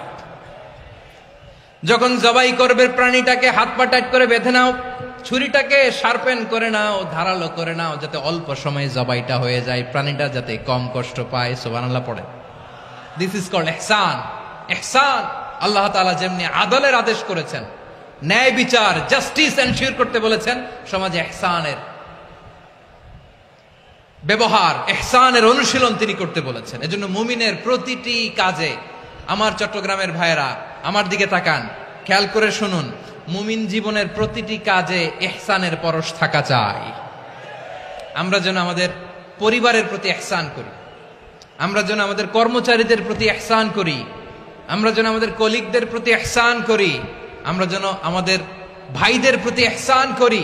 মুমিন জীবনের প্রতি কাজে ইহসানের পরশ থাকার দরকার আছে না নাই? কথা বুঝতে পেরেছেন? তাহলে আল্লাহ তাআলার 3টা আদেশ ছিল, কয়টা গেল? ভুলে গেছে, ভুলে গেছে চট্টগ্রাম। 3টা আদেশের মধ্যে কয়টা বললাম? প্রথমে কি ছিল? আদল। 2 নম্বরে, 3 নম্বরে রব্বুল আলামিন বললেন ওয়া ইতা ইদিল কুরবা, নিকটাত্মীয়দেরকে দান করো, নিকটাত্মীয়দেরকে দাও, যারা তোমাদের ব্লাড কানেকশনের আত্মীয় তাদেরকে তোমরা দাও। এখানে জেনারেলি বললেন দাও, কি দিব সেটা তিনি এখানে বলেন নাই, সেটা তিনি সূরাতুল ইসরার মধ্যে বলেছেন। আল্লাহ বলেন ওয়া আতিযাল কুরবা হাক্কাহ, নিকটাত্মীয়দেরকে তাদের অধিকার, তাদের প্রাপ্য তোমরা বুঝিয়ে দাও। দেখেন, একটা শান্তির সমাজ, একটা সমৃদ্ধ সমাজ, একটা মানবিক সমাজ গঠনের জন্য আল্লাহ তাআলা বেশি না, মাত্র 3টা অর্ডার, 3টা ভার্ডিক্ট তিনি জারি করেছেন। 1 নাম্বার সুশাসন, ন্যায় বিচার। 2 নাম্বার ইহসান। 3 নাম্বার নিকটাত্মীয়, যারা কাছের, তোমার ভেরি ক্লোজ রিলেশনশিপে আছে, তাদেরকে দাও। দাও, দিলে বাড়িয়ে দেয় কে? অনেকে দিতে চায় না, কৃপণতা করে। দিলে বাড়ায় দেয় কে? ও মিয়া, মদিনার মধ্যে সবচাইতে গরিব সাহাবী ছিল বেলাল রাদিয়াল্লাহু তাআলা আনহু। ওনার এন্টায়ার অ্যাসেট, সম্পদের পরিমাণ কতদূর জানেন? একটা লুঙ্গি। বেলাল রাদিয়াল্লাহু তাআলা আনহু, ওনার টোটাল ওয়েলথের এস্টিমেশন হচ্ছে মাত্র একটা লুঙ্গি। একটা লুঙ্গি, টোটাল ওয়েলথ এস্টিমেশন, টোটাল সম্পদের পরিমাণ বেলাল রাদিয়াল্লাহু তাআলা আনহুর কি ছিল? কথা বুঝে নাই বোধহয়। কি ছিল? ওই বেলাল রাদিয়াল্লাহু তাআলা আনহুকে বিষ্ণু ইসলাম বলেছেন আনফিক ইয়া বেলাল, ও বেলাল তুমিও দাও। ওয়ালা তাখশা মিন যিল আরশি ইখলালা, আরশের অধিপতির তো কোনো ঘাটতি নাই, তুমি দিলে ওই আল্লাহ তোমারে বাড়ায় দিবে। এজন্য আমার প্রিয় ভাইয়েরা, দিলে কমে না, দিলে বাড়ে। অনেকে ধরে রাখে, নতুন কিছু নিতে পারে না, হাত দিয়ে যেটা ধরে রেখেছেন এটা দিয়ে দেন, বড় একটা ধরার সুযোগ পাবেন। জোরে বলেন ঠিক কিনা? ধরেন 5 কেজি ওজনের একটা ধরে রাখছেন, এখন 10, এটা না ছাড়লে 10 কেজি ধরতে পারবেন আপনি? আচ্ছা, 10 কেজির জিনিস একটা আছে হাতে, ওইটা যদি ছেড়ে দেন তাইলেই না 15 কেজি ধরতে পারবেন। কথা বলেন ঠিক কিনা? তাহলে দিলে বাড়িয়ে দেয় কে? রব্বুল আলামিন বললেন 3 নাম্বার আদেশ হলো তোমাদের প্রতি সমাজটারে কেমন করে মানবিক সমাজ, সুন্দর সমাজ গড়বা। 3 নাম্বার আদেশ হলো ওয়া আতিযাল কুরবা হাক্কা, নিকটাত্মীয়দেরকে তাদের প্রাপ্য বুঝিয়ে দাও। এই নিকটাত্মীয়দেরকে তাদের অধিকার বুঝিয়ে দেওয়া, প্রাপ্য বুঝিয়ে দেওয়াতে আমাদের গাফলতি আছে না নাই? চট্টগ্রামে নাই? মাশাআল্লাহ আছে, আছে। অনেকে দেখবেন অনেক আল্লাহওয়ালা, তাহাজ্জুদ গুজার, সেজদা দিতে দিতে কপালে কালো দাগ ফেলে দিছে, সে তার বোনের হকটা আদায় করে নাই। আছে না নাই? হ্যাঁ, এখানেও আছে। সর্বনাশ। অনেক বড় হাজী সাহেব, বিশাল লম্বা দাড়ি, ছেলেরে সব দিয়ে দিছে, মেয়েরে কিছু দেয় নাই, মেয়ের হক আদায় করে নাই। আছে না নাই? এই হাজী সাহেবেরা, এই আল্লাহওয়ালারা কিয়ামতের ময়দানে আটকে যাবে। আপনি অন্যের অধিকার নষ্ট করেছেন, তাদের রাইটস কে ভায়োলেট করেছেন। এজন্য আল্লাহ তাআলা বলেন, কারো অধিকার যদি কেউ নষ্ট করে, ওই সমাজটা মানবিক সমাজ কঠিনকালেও হতে পারে না। এজন্য 3 নম্বর আল্লাহ বললেন ওয়া ইতা ইদিল কুরবা, নিকটাত্মীয়দেরকে দাও। কি দিবা? তাদের অধিকার দিয়ে দাও। বোনের অধিকার বুঝিয়ে দাও, মেয়ের অধিকার বুঝিয়ে দাও, ফুফুর অধিকার বুঝিয়ে দাও। দেখবেন অনেক মায়েরা ছেলের পাতে মুরগির রান দেয়, মেয়ের পাতে দেয় মুরগির ঠ্যাং। এরকম আছে না নাই? ছেলেরা কি দেয়? মুরগির। মেয়ের পাতে কি দেয়? তো মেয়ের কি মুরগির রান খেতে মনে চায় না? মনে চায় না? এমনটা করা যাবে না। নিকটাত্মীয়দেরকে অধিকার দিয়ে দাও, নিকটাত্মীয়ের সাথে সুসম্পর্ক রাখো। আদেশটা কার? এজন্য প্রিয় ভাইয়েরা, জীবনে যদি বারাকা অর্জন করতে চান, নিকটাত্মীয়দের সাথে সুসম্পর্ক রাখতে হবে, তাদের জন্য উপহার পাঠাতে হবে। বিশ্বনবী বলেন লা ইয়াদখুলুল জান্নাতা কাতে, যে ব্যক্তি আত্মীয়তার সম্পর্ককে ছিন্ন করে দেয়, সে কঠিনকালেও আল্লাহর জান্নাতে ঢুকবে না। আপনি কি এটারে সহজ হাদিস মনে করছেন? এটা সহজ কথা? আপনি ভাবছেন আপনার নামাজ আপনারে বাঁচাতে পারবে, আপনার রোজা বাঁচাতে পারবে, আপনার তাহাজ্জুদ আপনারে বাঁচাতে পারবে? অধিকার নষ্ট করলে কিছুই আপনারে বাঁচাতে পারবে না। এজন্য নিকট আত্মীয়দেরকে দিতে হবে বেশি বেশি। বিশ্বনবী বলেন, ইন্না সাদাকাতা আলাল মিসকিনি সাদাকা ওয়া আলা যির রাহিমি ইসনাতান সাদাকাতুন ওয়া সিলা। মিসকিন রে দান করলে শুধু দানের সওয়াব হয়, নিকট আত্মীয়কে দান করলে দুইটার সওয়াব হয়, সাদাকার সওয়াব হয়, আবার আত্মীয়তার বন্ধন অটুট রাখার সওয়াব হয়ে যায়। আবার বিশ্বনবী বললেন, মান সাররাহু আইয়ুবসাতা লাহু ফি রিজকিহি ওয়া ইউনসা লাহু ফি আসারিহি ফালইয়াসিল রাহিমা। যে ব্যক্তি তার রিজিকের প্রশস্ততা চায় আর হায়াতে বরকত চায়, সে যেন তার আত্মীয়ের সাথে সুসম্পর্ক রাখে। আমার প্রিয় চট্টলার ভাইয়েরা, আমাদের রিজিক বাড়ুক, এটা আমরা চাই কি চাই না? সবাই চান? হ্যাঁ, আমাদের রিজিকে প্রশস্ততা আসুক, চাই কি চাই না? আমাদের হায়াতে বরকত আসুক, আমরা চাই কি চাই না? এই দুইটা যদি চান তাহলে নিকট আত্মীয়দের সাথে সুসম্পর্ক রাখবেন, পারবেন? তাহলে সমাজটারে মানবিক সমাজ বানায় দিবে কে? তিনটা আদেশ চলে গেল। কয়টা? আওয়াজ করে বলেন। 1 নম্বরে কি ছিল? 2 নম্বরে, 3 নম্বরে নিকট আত্মীয়দেরকে দান। আপনাদেরকে আরো শোনার আগ্রহ আছে? আপনাদের মনোযোগ আছে না গেছে? কষ্ট হচ্ছে না? মাশাআল্লাহ, মাশাআল্লাহ। তাকবীর পড়ুন, লিল্লাহে তাকবীর।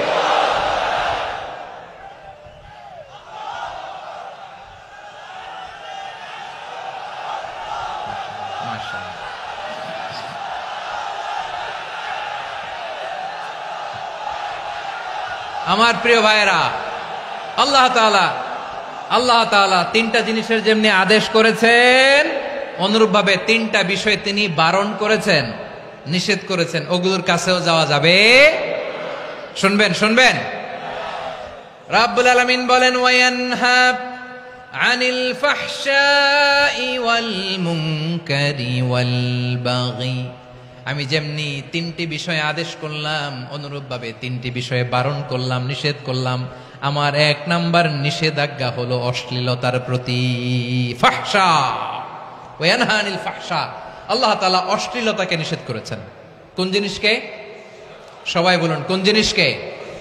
যত ধরনের, যত টাইপের, যত ক্যাটাগরির অশ্লীলতা হতে পারে, সব অশ্লীলতাকে হারাম করেছেন কে? ফাহশা মানে কি? কথায়, কাজে, আচরণে, কমেন্ট, ফেসবুকের কমেন্টসে যত ধরনের নোংরামো আছে, যত ধরনের অশ্লীলতা আছে, এটাকে আরবিতে বলে ফাহশা। এটাকে কি বলে? রাব্বুল আলামিন বলেন, কুল ইন্নামা হারামা রাব্বিয়াল ফাওয়াহিশা মা যাহারা মিনহা ওয়া মা বাতান। ও নবী, আপনি বলে দেন, আমার রব প্রকাশ্য, অপ্রকাশ্য, স্পষ্ট কিংবা অস্পষ্ট, দৃশ্যমান কিংবা অদৃশ্যমান সব অশ্লীলতাকে হারাম করেছেন। সব ধরনের অশ্লীলতা হারাম, সব ধরনের। আল্লাহ তাআলা আমাদেরকে অশ্লীলতা থেকে বাঁচায়, অশ্লীলতা থেকে তিনি আমাদেরকে হেফাজত করুক। পড়েন আমিন। এবার বলেন, আমাদের সমাজে অশ্লীলতা আছে না নাই? চট্টগ্রামে নাই? আমি কই নাই, ওনারা বলে আছে। দেখছেন, আমি সামহাও বাঁচায় দেওয়ার ট্রাই করতেছি, ওনারা বলে আছে। অশ্লীলতা নানা ভাবে, নানা নামে, নানা মোড়কে আমাদের সমাজে আছে না নাই? সংস্কৃতির নামে, ফ্যাশনের নামে, বিনোদনের নামে, উপন্যাসের নামে, কনসার্টের নামে অশ্লীলতা আছে না নাই? আপনি দেখেছেন কনসার্টগুলোর অবস্থা? এই যে আতিফ আসলাম যে আসছে আমাদের দেশে, তারপর কে কে আসছে, আমাদের তরুণ তরুণীরা, আমাদের যুবক যুবতীরা, আমাদের জেনজিরা, কি অবস্থা ওইখানে? হ্যাঁ, কি অবস্থা? কে বাঁচাবে ওদের? কে রক্ষা করবে ওদের ইমানের, ওদের চরিত্রের হেফাজতের গ্যারান্টি কে দিবে? কনসার্টের নামে অশ্লীলতা আছে না নাই? ছেলে মেয়ে একে অপরকে জড়ায় ধরতেছে, একে অপরকে চুমু খাচ্ছে, প্রকাশ্যে, দিবালোকে, গণমানুষের সামনে। আল্লাহ তাআলা এই অশ্লীলতা থেকে আমাদেরকে বেঁচে থাকতে বলেছেন। বেঁচে থাকতে বলেছেন। রূপালী জগতের নামে অশ্লীলতা আছে না নাই? এই টার্মটা আপনারা জানেন না? রূপালী জগৎ কি জগৎ? আসলে কি রূপালী জগৎ না অন্ধকার জগৎ? আমার বোনেরা, আপনাদেরকে যে কি বলে তারা বুঝায়, রূপালী জগৎ শুনেই আপনি ভরকে যাবেন না। রূপালী জগতে যে নারী যত বেশি উলঙ্গ সে নাকি তত বেশি সাহসী। জানেন, বলে এটা একটা সাহসী নারী, খুব সাহসী পদক্ষেপ তার। যত বেশি শরীর থেকে কাপড় নামাতে পারবে, যত বেশি বস্ত্রহীন হয়ে নিজেকে প্রেজেন্ট করতে পারবে, সে নাকি তত বেশি সাহসী। আমার চট্টলার ভাইয়েরা, শয়তানের প্রথম এজেন্ডা ছিল বনি আদমকে বস্ত্রহীন করা। সে আদম এবং হাওয়া আলাইহিস সালামকে নিষিদ্ধ গাছের ফল খাইয়ে তাদেরকে বস্ত্রহীন করেছে। এই জামিনেও সে আমাদেরকে বস্ত্রহীন করতে চাইবে। এই রূপালী জগতের নামে তারা এটা করে। আমার প্রিয় বোনেরা, আপনি জানেন না আপনার দাম কত। ওরা আপনাদেরকে বিজ্ঞাপনের সস্তা পণ্য বানাতে চায়। ওরা আপনাদেরকে ওদের ভোগের লিপসার টুলস বানাতে চায়। ওরা আপনাদেরকে দিয়ে ওদের খায়েশ পূরণ করতে চায়। এটা আপনাদের জন্য মোটেও ডিগনিটি নয়, এটা আপনাদের জন্য সম্মান নয়। আপনার সম্মান শালীনতায়, আপনার সম্মান হেজাবে, আপনার সম্মান ভদ্রতায়, আপনার সম্মান আপনার ডিসেন্ট পোশাকে। পোশাক বলে দেয় এই নারীটা ভদ্র না অভদ্র। পোশাক বলে দেয় এই মেয়েটা কোন ঘরের মেয়ে। আওয়াজ করে বলেন ঠিক কিনা? আপনি জানেন না, আপনারা সস্তা পণ্য বানায়, ভোগের পণ্য, বিলবোর্ডে আপনাকে উলঙ্গ করে উপস্থাপন করে। এই অশ্লীলতার সাথে ইসলামের কোনো সম্পর্ক। এজন্য আল্লাহ বলেন, আমি অশ্লীলতাকে হারাম করেছি। অশ্লীলতাকে হারাম করার প্রথম কারণ হলো এর মাধ্যমে মানবতাকে অপমানিত করা হয়। কারণ মানুষের সম্মান মানুষের পোশাকে। মানুষ যখন পোশাকহীন হয়ে যায়, বস্ত্রহীন হয়ে যায়, তার সম্মান কমে যায়। ঠিক কিনা? অশ্লীলতাকে হারাম করার প্রথম কারণ হচ্ছে মানুষ মানুষকে অপমান করে। একটা নারী, সে তো সম্মানিত। নারী যে কত সম্মানিত, নারীর এটা বুঝেই নাই। বিশ্বনবী বলেন, আর দুনিয়া কুল্লুহা মাতা ওয়া খায়রু মাতা'আদ দুনিয়া আল মারআতুস সালিহা। আমার বোনেরা, 5টা প্যান্ডেলে আপনারা এলইডিতে আমার আলোচনা শুনছেন, আমি জানি। আপনাদের এই গর্ভ যে কত দামি আপনি জানেন না। আপনার পেট থেকেই আসবে আগামী দিনের সালাহুদ্দিন আল আইয়ুবী। আপনার পেট থেকেই আসবে অনাগত দিনের ইমাম মাহদী আল মুনতাযর। আপনার পেট থেকেই আসবে অনাগত দিনের ফয়সাল, ওয়াসিম, মুগ্ধ, আবু সাইদের মতো বীর যোদ্ধা।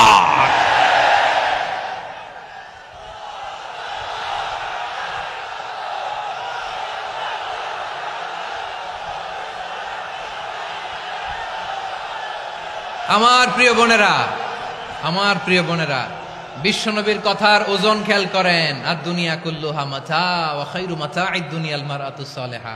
দুনিয়ার সবকিছুই অ্যাসেট, এর মধ্যে সবচেয়ে দামি অ্যাসেট নেককার নারী। আপনার গর্ভ যে কত দামি আপনি জানেন না। নিজের সময়টাকে কাজে লাগান, কোরআন পড়েন, সুন্নাহ পড়েন। আপনার অনেক দায়িত্ব ঘরে। You are the MD of your family. একটা family it's a very big institution. পরিবার একটা অনেক বড় প্রতিষ্ঠান।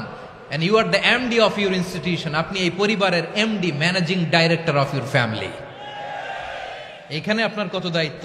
আপনি ছেলে মেয়েদেরকে তারবিয়া করবেন। আপনি আপনার স্বামীর জন্য ঘরটার জান্নাতের নীর বানাবেন। আপনার জন্য জান্নাতের ডুপ্লেক্স বাড়ি ওইখানে তৈরি করে রাখবে কে? আপনি যে কত দামি আপনি জানেন না। নারীদেরকে আল্লাহ বানিয়েছেন উচ্চতর করে, নিম্নতর নয়। নারীদেরকে ছোট্ট জিনিস দিলে এটার বড় করে দেয়। নারীদেরকে ভ্রূণ দিলে, শুক্রাণু দিলে নারী এটারে বাচ্চা হিসেবে উপহার দেয়। ঠিক কিনা? বিয়ের মাধ্যমে স্বামী যখন তার শুক্রাণু তার স্ত্রীকে উপহার দেয়, স্ত্রী রিটার্নে কি উপহার দেয়? ফুল ফর্ম বেবি, মানব সন্তান। দেখছেন, আপনি দিলেন একটুকুনি, দিছে বিশাল। আপনি যদি নারীকে বাজার এনে দেন, নারী এটাকে সুস্বাদু খাবারে রূপান্তর করে দেয়। আপনি তাকে একটা মুচকি হাসি দিয়ে দেন, সে তার কলিজা দিয়ে দেয়। কিন্তু যদি আপনি তার মনে কষ্ট দেন, সে আপনার জীবনকে জাহান্নাম বানায়া দেয়। খবর আছে, নারীর মন বুঝতে পারলে নেয়ামত, বুঝতে না পারলে কিয়ামত। ঠিক কিনা বলেন? আমার প্রিয় বোনেরা, আপনি যে কত দামি আপনি জানেন না, জানেন না আপনি কত দামি, অনেক দামি আপনি। আপনাদেরকে যেন ভোগের সস্তা পণ্য বানাতে না পারে আপনাদেরকে সচেতন থাকতে হবে, সজাগ থাকতে হবে, কনসার্ন থাকতে হবে। শয়তানের ওই হাতছানির দিকে আর নজর দেওয়া যাবে না। তাহলে কেন আল্লাহ তাআলা এই ফাহশা অশ্লীলতাকে হারাম করলেন? এক নাম্বার, এতে হিউম্যান ডিগনিটি কমে। দুই নাম্বার, এতে মানুষের অধিকার নষ্ট হয়। আপনি বিয়ে করেছেন এরে, পরকিয়া করেন ওর সাথে, এরকম আছে না নাই? স্ত্রীর অধিকার নষ্ট করেছেন। আপনি বিবাহ সম্পর্কে আবদ্ধ হয়েছেন তার সাথে, আপনি পরকিয়া করেন ওই ছেলের সাথে, আপনি আপনার হাজবেন্ডের সাথে বিট্রে করেছেন। এজন্য আল্লাহ অশ্লীলতাকে হারাম করেছেন। অশ্লীলতাকে হারাম করার আরেকটা কারণ হচ্ছে আল্লাহ তাআলা এই হিউম্যান জেনারেশনকে এটাকে প্রিজার্ভ করতে চায়। হিফজুন নাসল, এটা মাকাসিদুশ শরিয়ার অনেক গুরুত্বপূর্ণ একটা মাকাসিদ, অনেক গুরুত্বপূর্ণ। আপনার নাসল, আপনার জেনারেশনকে সংরক্ষণ করা। এই যে আসতেছে ফেব্রুয়ারি, কত ফেব্রুয়ারি জানো? এটা কি বিশ্ব ভালোবাসা দিবস? হ্যাঁ, কি দিবস? এই বিশ্ব ভালোবাসা দিবসের সাথে মুসলমানদের কোনো সম্পর্ক নাই। আমার প্রিয় ভাইরা, এই যে আপনি অবৈধ সম্পর্কে জড়ালেন, কেন আল্লাহ অশ্লীলতাকে হারাম করেছে দেখেন। বলতেছিলাম যে এটা আপনার নাসল, আপনার জেনারেশন, আপনার লিনিয়েজ, আপনার বংশকে প্রিজার্ভ করা। কে কার বাবা, কে কার মা, বাবা মা জানা, প্রজন্মকে প্রিজার্ভ করা, এটা ইসলাম ওয়াজিব করে দিয়েছে। এই যে অবৈধ সম্পর্কের কারণে, বিশ্ব বেহায়া দিবসের কারণে, এগুলোর আউটকাম, আউটপুট হিসেবে মাঝে মাঝে এই ঢাকা মেডিকেলের ডাস্টবিনে নবজাতকের বাচ্চার কান্নার আওয়াজ শুনতে পাওয়া যায়। চট্টগ্রাম মেডিকেলের ডাস্টবিনে নবজাতকের কান্না শুনতে পাওয়া যায়। বীর চট্টলার মুসলমানেরা বুঝতে পারলে আওয়াজ করে বলেন, এই যে চট্টগ্রাম মেডিকেলে যে নবজাতকটা পাওয়া গেল, ওর বাবাকে আমাকে বলেন, ওর বাবাকে, ওর মাকে, ও কোন ফ্যামিলির সন্তান কেউ জানে? আপনি হিউম্যান ডিগনিটিকে অপমান করেছেন না? আপনি তার ভবিষ্যৎকে অন্ধকার করেছেন না? আপনি তার লিনিয়েজকে প্রশ্নবিদ্ধ করে দিয়েছেন না? এই জন্য আল্লাহ তাআলা অশ্লীলতাকে আমাদের জন্য হারাম করে দিয়েছেন। পড়েন সুবহানাল্লাহ। এই জন্য রাব্বুল আলামিন বলেন, কুল ইন্নামা হাররামা রাব্বিয়াল ফাওয়াহিশা মা যাহারা মিনহা ওয়া মা বাতান। প্রকাশ্য অপ্রকাশ্য সব অশ্লীলতাকে হারাম ঘোষণা করে দিয়েছে কে? আবার দুনিয়ার বুকে যারা অশ্লীলতার প্রসার করে তাদের জন্য শাস্তি মজুদ রেখেছে কে? রাব্বুল আলামিন বলেন, ইন্নাল্লাযীনা ইউহিব্বুনা আন তাশিআল ফাহিশাতু ফিল্লাযীনা আমানু লাহুম আযাবুন আলীমুন ফিদ দুনিয়া ওয়াল আখিরাতি ওয়াল্লাহু ইয়ালামু ওয়া আনতুম লা তা'লামুন। নিশ্চয়ই যারা বিশ্বাসীদের মাঝে অশ্লীলতার প্রচার প্রসার করতে চায় তাদের জন্য আমি মর্মন্তুদ শাস্তি প্রস্তুত করে রেখেছি, দুনিয়াতেও রেখেছি, আখিরাতেও রেখেছি। ঘোষণাটা কার? যারা এই নাটকের নামে, সিনেমার নামে, রূপালী জগতের নামে, মুভির নামে, ওটিটি প্ল্যাটফর্মের নামে আমার সমাজে অশ্লীলতা ছড়াতে চায়, তাদের জন্য কঠিন মর্মন্তুদ শাস্তি মজুদ রেখে দিয়েছে কে? ও আমার বোনেরা, এখনো আপনি জাগবেন না? এখনো আপনার চিন্তার দুয়ারে এখনো নাড়া পড়ে নাই? ওরা আপনাকে উলঙ্গ বানাতে চায়, ওরা আপনাকে আইটেম গার্ল বানাতে চায়। এজন্য ইসলাম অশ্লীলতাকে হারাম করেছে। হারাম। ইসলাম বলেছে যোজন যোজন দূরে থাকো, ওরা বলে না কাছে আসো, কাছে আসার গল্প, ক্লোজ আপ ওয়ান, কাছে আসার গল্প আছে না নাই? চট্টগ্রামে তো এগুলো নাই মাশাআল্লাহ। হ্যাঁ, এখানেও আছে ক্লোজ আপ ওয়ান, কাছে আসার গল্প। আল্লাহ বলেন, ওয়ালা তাকরাবুজ জিনা, কাছেও এসো না, জিনা থেকে যোজন যোজন কিলো দূরে থাকো, ওরা বলে কাছে আসার গল্প। আমার বীর চট্টলার ভাইয়েরা, কাছে আসতে হলে আমরা কোরআনের কাছে আসব, কাছে আসতে হলে নবীর কাছে আসব, কাছে আসার গল্প হবে আমার রবের কাছে আসার গল্প। চিল্লায় বলো ঠিক কিনা?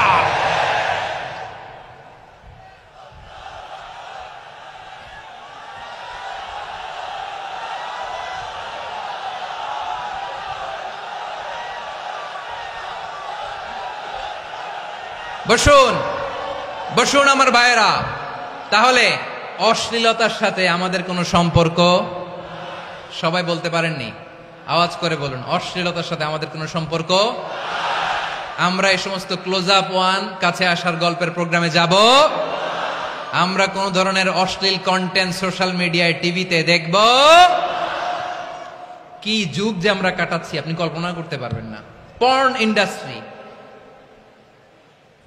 নারী পুরুষের বস্ত্রহীন যুগল দৃশ্য, এটাকে দিয়ে ওরা কোটি ডলারের ইন্ডাস্ট্রি বানিয়েছে। পুরো মানব ইতিহাসে এরকম জঘন্য সময় মানব ইতিহাস পার করে নাই।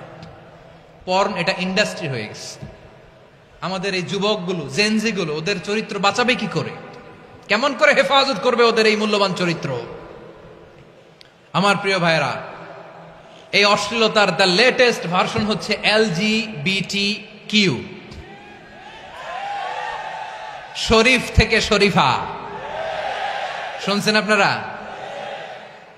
দেখতে পুরুষ, আসলেই পুরুষ, সুস্থ একজন পুরুষ, 4 সন্তানের বাবা, বলে আমি মনে মনে নারী। দেখতে নারী, সুস্থ নারী, আসলেই সে দিব্যি একজন নারী, বলে আমি মনে মনে পুরুষ। সবচেয়ে ভয়ঙ্কর অশ্লীলতার সবচাইতে লেটেস্ট ভার্সন হচ্ছে এই ট্রান্সজেন্ডারিজম। সুস্থ পুরুষ তার বায়োলজিক্যাল গ্রোথকে হরমোন দিয়ে স্টপ করে দিয়ে সে সার্জারি করে নারী হতে চায়। সুস্থ নারী পুরুষ হতে চায়। পুরুষ পুরুষের প্রতি সেক্সুয়ালি আকর্ষণ বোধ করে। এটা লূত আলাইহিস সালামের কওমের মধ্যে ছিল। এটাকেও আল্লাহ কোরআনে ফাহিশা বলেছেন। ওয়ালুতান ইয ক্বালা লিকওমিহি আতাতুনাল ফাহিশাতা মা সাবাকাকুম বিহা মিন আহাদিম মিনাল আলামিন। লূত আলাইহিস সালাম বললেন, তোমরা কি এমন এক অশ্লীল কার্যক্রমে ডুব দিলে নাকি যেটা গোটা বিশ্বের কেউ কখনো করে নাই, তোমরাই প্রথম করেছো? পড়েন নাউযুবিল্লাহ।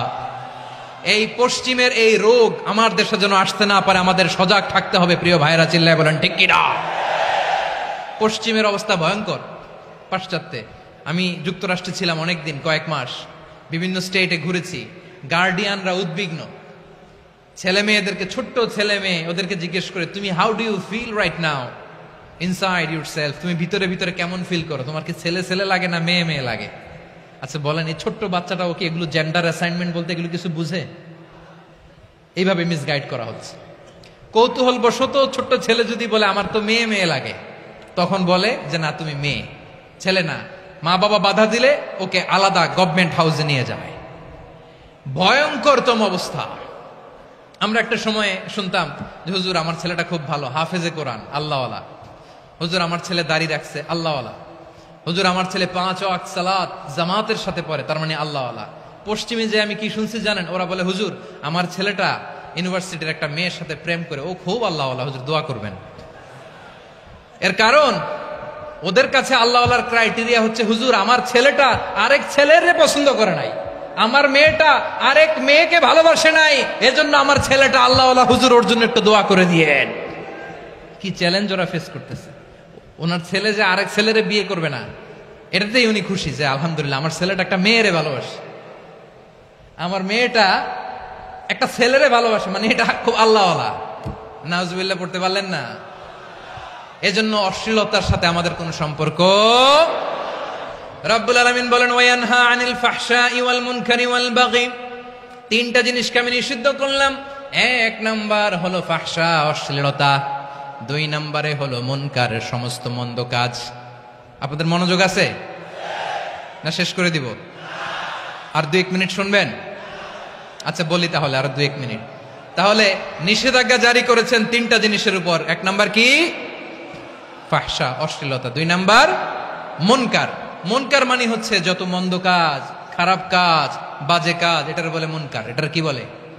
আপনারা পড়ছেন না তা'মুরুনা বিল মা'রুফি ওয়া তানহাউনা আনিল মুনকার। ভালো কাজের আদেশ, সৎ কাজের আদেশ, অসৎ কাজের নিষেধ। মুনকার, মুনকার হচ্ছে মানুষের স্বাভাবিক বিবেকবোধ যেটাকে খারাপ বলে, ওইটাই মুনকার। পৃথিবীর সব আসমানি গ্রন্থ যেটাকে খারাপ বলেছে, মানুষের স্বাভাবিক বিবেকবোধ যেটাকে খারাপ বলেছে, এগুলো সব মুনকার। যেমন ইফটিজিং, এটা কি ভালো না খারাপ? মজুদদারি, খাদ্যে ভেজাল দেওয়া, ওজনে কম দেওয়া, মাছে ফরমালিন মিশানো, চাঁদাবাজি, টেন্ডারবাজি, দখলবাজি, এগুলো আমাদের স্বাভাবিক বিবেকেই বলে এগুলো খারাপ, এগুলো হচ্ছে মুনকার। আল্লাহ তাআলা এই মুনকার থেকে আমাদেরকে বেঁচে থাকতে বলেন, আর শয়তান এই মুনকারের প্রতি আমাদেরকে উদ্বুদ্ধ করে। আল্লাহ তাআলা বললেন, ইয়া আইয়ুহাল্লাযীনা আমানু লা তাত্তাবিউ খুতুওয়াতিশ শাইতান ومن يتبع خطوات الشيطان فإنه يأمر بالفحشاء والمنكر। আল্লাহ বললেন, আমার গোলামেরা শোনো শোনো, ও আমার বিশ্বাসী বান্দারা খবরদার, তোমরা কশিনকালেও শয়তানের পদাঙ্ক অনুসরণ করবে না, কারণ শয়তান তোমাদেরকে অশ্লীলতা এবং মন্দ কাজের দিকে উদ্বুদ্ধ করে। আমাদের কাজ হচ্ছে শয়তান আমাদেরকে যেদিকে নিতে চায় আমরা তার উল্টা দিকে যাব, ঠিক কিনা বলেন? শয়তান এই মন্দ কাজকে আমাদের কাছে বিউটিফাই করে, চাকচিক্যময় করে আমাদের সামনে উপস্থাপন করে। এজন্য আল্লাহ বলেন, মুনকারকে থামাতে হবে, মুনকার প্রতিরোধ করতে হবে। মুনকার প্রতিরোধের দায়িত্ব শুধু আমাদের নাকি? শুধু আপনার খতিব সাহেবের, ইমাম সাহেবের, নাকি মুসলিম উম্মার সবার? আওয়াজ করে বলুন, মুনকার অসৎ কাজ প্রতিরোধের দায়িত্ব কার? রাব্বুল আলামিন বলেন, কুনতুম খায়রা উম্মাতিন উখরিজাত লিন-নাসি তা'মুরুনা বিল মা'রুফি ওয়া তানহাউনা আনিল মুনকার। তোমাদেরকে শ্রেষ্ঠ জাতি করে জমিনের মধ্যে আবির্ভূত করা হয়েছে, যাতে করে তোমরা জমিনের ভেতরে সৎ কাজের আদেশ করতে পারো আর অসৎ কাজের নিষেধ করতে পারো। উম্মাহ কুনতুম খায়রা, তাহলে গোটা উম্মার দায়িত্ব, এটা বুঝতে পারছেন তো? আচ্ছা, আরো নিচে আসেন। এরপরে আল্লাহ বললেন, শুধু উম্মা না, এই জমিনের রাজত্ব আমি যাদের হাতে দেই, এই জমিনের মালিক আমি যাদেরকে বানিয়ে দেই, যাদেরকে আমি সরকারের দায়িত্ব দেই, তাদেরকেও মুনকার প্রতিরোধের দায়িত্ব দিয়েছে কে? আল্লাহ বলেন, যারা ক্ষমতার মসনদে বসেছে তাদেরকে 4 দফা কর্মসূচি আমি আল্লাহ দিলাম। আওয়াজ করে বলেন, কয় দফা?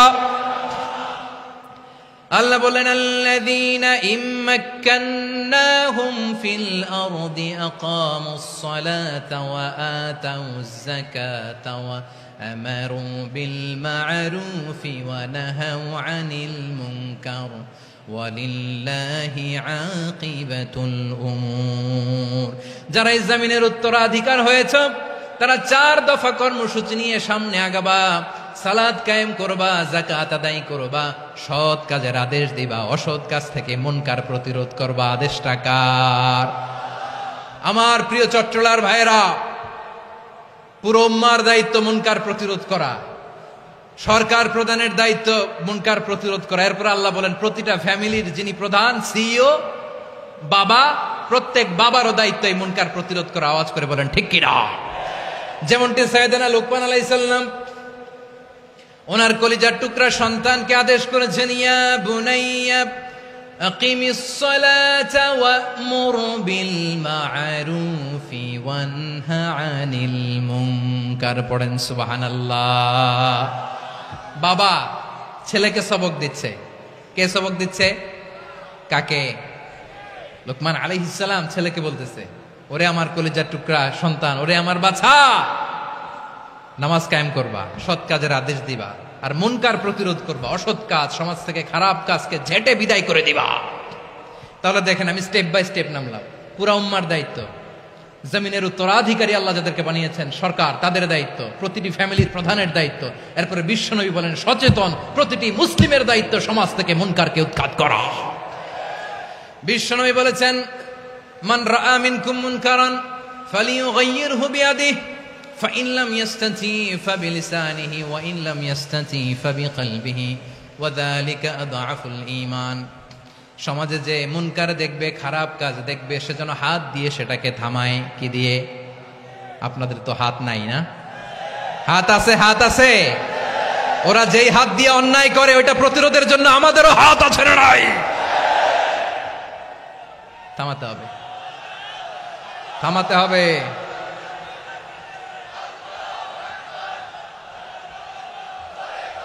বসুন আমার প্রিয় ভাইয়েরা, ওরা ওদের যে হাত দিয়ে টেন্ডারবাজি করে, চাঁদাবাজি করে, ইফটিজিং করে, দখলবাজি করে, যে হাত দিয়ে, ওই মুনকার থামায় দেওয়ার জন্য আল্লাহর দিয়ে আমাদেরও দুটি হাত আছে না নাই? আমাদেরও হাত আছে, থামাইতে হবে, থামাইতে হবে, হিম্মত করতে হবে। আমার প্রিয় ভাইয়েরা, না থামালে আমরাই ডুববো শেষমেশ। আমাদের বাঁচার জন্য হইলেও থামাইতে হবে। রব্বুল আলামিন বলেন, ওয়াত্তাকু ফিতনাতাল লা তুসিবান্নাল্লাযীনা যালামু মিনকুম খাসসা। ও আমার গোলামেরা, ওই আযাবকে ভয় করো যে আযাব যখন আমি জমিনের বুকে পাঠাই শুধু জালেমদেরকেই মারি না, আলেমদেরকেও মারি। আযাব যখন আসে তখন শুধু জালিমই মরে না, আলেমও মরে। জানেন, মুসা আলাইহিস সালামের পায়ে একবার একটা লাল পোকা কামড় দিয়েছে, লাল পিঁপড়া। লাল পিঁপড়া কামড় দিলে খুব আরাম লাগে না? কি লাগে? হ্যাঁ, জলে না? লাল একটা পিঁপড়া কামড় দিছে, তো উনি রেগে মেগে পাশি দেখে লাল পিঁপড়ার বাসা, পা দিয়ে ডলে মুছে সবগুলো পিঁপড়া মেরে ফেলছে। এই ঘটনাটা আল্লাহ ঘটিয়েছেন এজন্য। মুসা আলাইহিস সালাম ছিলেন কালিমুল্লাহ, সরাসরি আল্লাহর সাথে কথা বলতেন। তিনি আল্লাহকে জিজ্ঞেস করেছিলেন, আল্লাহ তুমি যখন কোন জনপদে আযাব পাঠাও, শাস্তি দাও, ওখানকার শুধু জালেমরাই তো মরে না, ভালো মানুষগুলাও মরে, তো আযাব দিবা মুশরিকদের উপর দিবা, অবাধ্যদের উপর দিবা, ভালো মানুষগুলারে মারো কেন? আল্লাহ বললেন, মুসা তোমার যে কামড় দিছিল পায়ের মধ্যে পিঁপড়া, কয়টা পিঁপড়া? জোরে বলেন। একটা পিঁপড়া, তো সবগুলারে মারলা কেন? রেগে মেগে পুরো পিঁপড়ার বাসা ভেঙে ম্যাসাকার করলা কেন? এই মুসা, আমি যখন অ্যাকশনে যাই, আমি যখন শাস্তি দেই, তখন এত বাস বিচার করা হয় না, বাস বিচার করা যায় না। যখন অ্যাকশনে যাওয়া হয় ওইটা ডাইরেক্ট অ্যাকশন হয়ে যায়। চিল্লায় বলো ঠিক কিনা? এজন্য আমাদের বাঁচার জন্য হলেও এই পাপ থামাতে হবে, এই শয়তানের অট্টহাসি থামাতে হবে, অন্যায় অপরাধ সমাজ থেকে আমাদের থামাতে হবে। কারণ আযাব আসলে ওরাও মরবে, আমরাও মরব। একটা জাহাজ 2 তলা, আপনি আছেন 2য় তলায়। শুনতেছেন? শুনতেছেন? জাহাজ কয় তলা? আপনি কোন তলায়? 2য় তলায়। নিচের তলার কিছু লোক জাহাজের তলা ছিদ্র করতে আরম্ভ করছে। কি ছিদ্র করতেছে? আচ্ছা, জাহাজের তলা ছিদ্র করলে তলা দিয়ে কি ঢুকে? এখন আপনি যদি বলেন আমার কি, আমি তো 2 তলায়, আমার কি, আমি তো সেফ, আমি ইন দ্য সেফ জোন, আমি তো ভালো আছি, আমি তো ভালো আছি, ওরা ছিদ্র করে ওরা মরবে। আসলে কি শুধু ওরা মরবে, নাকি তলা ফুটো হলে ভিতরে পানি ঢুকলে আপনারও শরীর সমাধি হবে? তলা দিয়ে যখন পানি ঢুকবে, জাহাজ ঢুকলে আপনিও মরবেন। এজন্য নিজে মরার আগে ওই পাগলগুলোর নিচতলায় যে থামাতে হবে। চিল্লায় বলেন ঠিক কিনা? এজন্য আল্লাহ বললেন, মুনকার প্রতিরোধের দায়িত্ব সমাজের টপ টু বটম সবার। পুরো আম্মার দায়িত্ব, সরকার প্রধানের দায়িত্ব, প্রতিটি ফ্যামিলির প্রধান বাবার দায়িত্ব, বিশ্বনবী বললেন প্রতিটি সচেতন মুসলিমের দায়িত্ব। এজন্য মুনকার প্রতিরোধ করার দরকার আছে না নাই? সমাজে এই যে ইফটিজিং হয়, আপনার বোনের বয়সী একটা মেয়েকে কিছু বখাটে টিটকারি করে, এই বলে সেই বলে, নোংরা কথা বলে, রাস্তায় দেখেও আপনি পাশ দিয়ে না দেখার মতো চলে যান কেন? আপনি দাঁড়ান না কেন? আপনি দাঁড়ালেই তো থেমে যাবে। কারণ সত্যের যে শক্তি, তার সামনে মিথ্যা মুখ থুবড়ে পড়ে। আপনার সামনে ও কিছুই না, নাথিং। আপনি দাঁড়ান, ওকে প্রশ্ন করেন যে আমার বোনকে তুমি ডিস্টার্ব করো কেন? আপনাকে দেখে আরো 5 জন দাঁড়াবে, 5 জনকে দেখে আরো 10 জন দাঁড়াবে। আমাদের নীরবতা আর আমাদের নিশ্চুপ থাকাই জালিমদেরকে আরো শক্তিশালী জালিম বানিয়েছে। এজন্য মুনকার প্রতিরোধের দায়িত্ব আমাদের সবার। টেন্ডারবাজি, চাঁদাবাজি, দুর্নীতি, অপরাধ, দখলদারিত্ব, মজুদদারি, এগুলো সব কিছু একসাথে প্রতিরোধ করতে হবে। ঠিক কিনা বলেন? একটা মানবিক সমাজ যদি চাই, প্রতিরোধ করতে হবে। প্রিয় ভাইয়েরা, আল্লাহর শপথ নিয়ে বলি, এই নাসিহাতগুলো সবার জন্য, সব দলের জন্য, সব মতের মানুষের জন্য। আমরা কোনো দলের প্রতি মানুষকে ডাকি না, আমরা ডাকি ইসলামের দিকে। সব দলের, সব মতের সব মানুষদেরকে আমরা আহ্বান জানাই, আসুন আমরা একটা সুন্দর সমাজ বিনির্মাণ করি। এই যে নতুন বাংলাদেশের এক সুযোগ এসেছে, আর জীবনে হয়তো আসবে না, সামনের 100 বছর এই সময় আসবে না।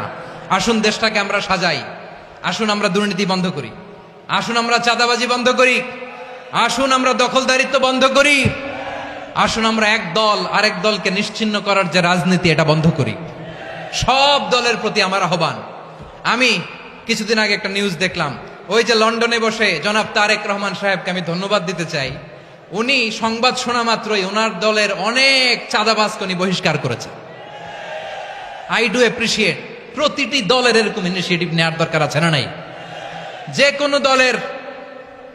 যে কোনো দলে এই প্র্যাকটিসটা থাকার দরকার আছে না নাই? চাঁদাবাজদের সাথে আপনারা নিজেদেরকে মুক্ত ঘোষণা করবেন যে এরা আমার দলের কর্মী হতে পারে না। আমরা চাঁদাবাজ মুক্ত বাংলাদেশ চাই, জুলুম মুক্ত বাংলাদেশ চাই, ফ্যাসিজম মুক্ত বাংলাদেশ চাই, গুণ খুন খারাপি মুক্ত বাংলাদেশ চাই। আমরা নতুন ভোরের বাংলাদেশ চাই। ওই বাংলাদেশ পাওয়ার জন্য মুনকার প্রতিরোধে, অন্যায় প্রতিরোধে যদি বাঘের বাচ্চার মতো, আবু সাইদের মতো 2 হাত উঁচু করে বুককে টান টান করে প্রসারিত করে দাঁড়াতে হয়, রাজি আছে মুসলমান? কারা কারা রাজি? আল্লাহকে হাত দেখিয়ে প্রতিজ্ঞা করো।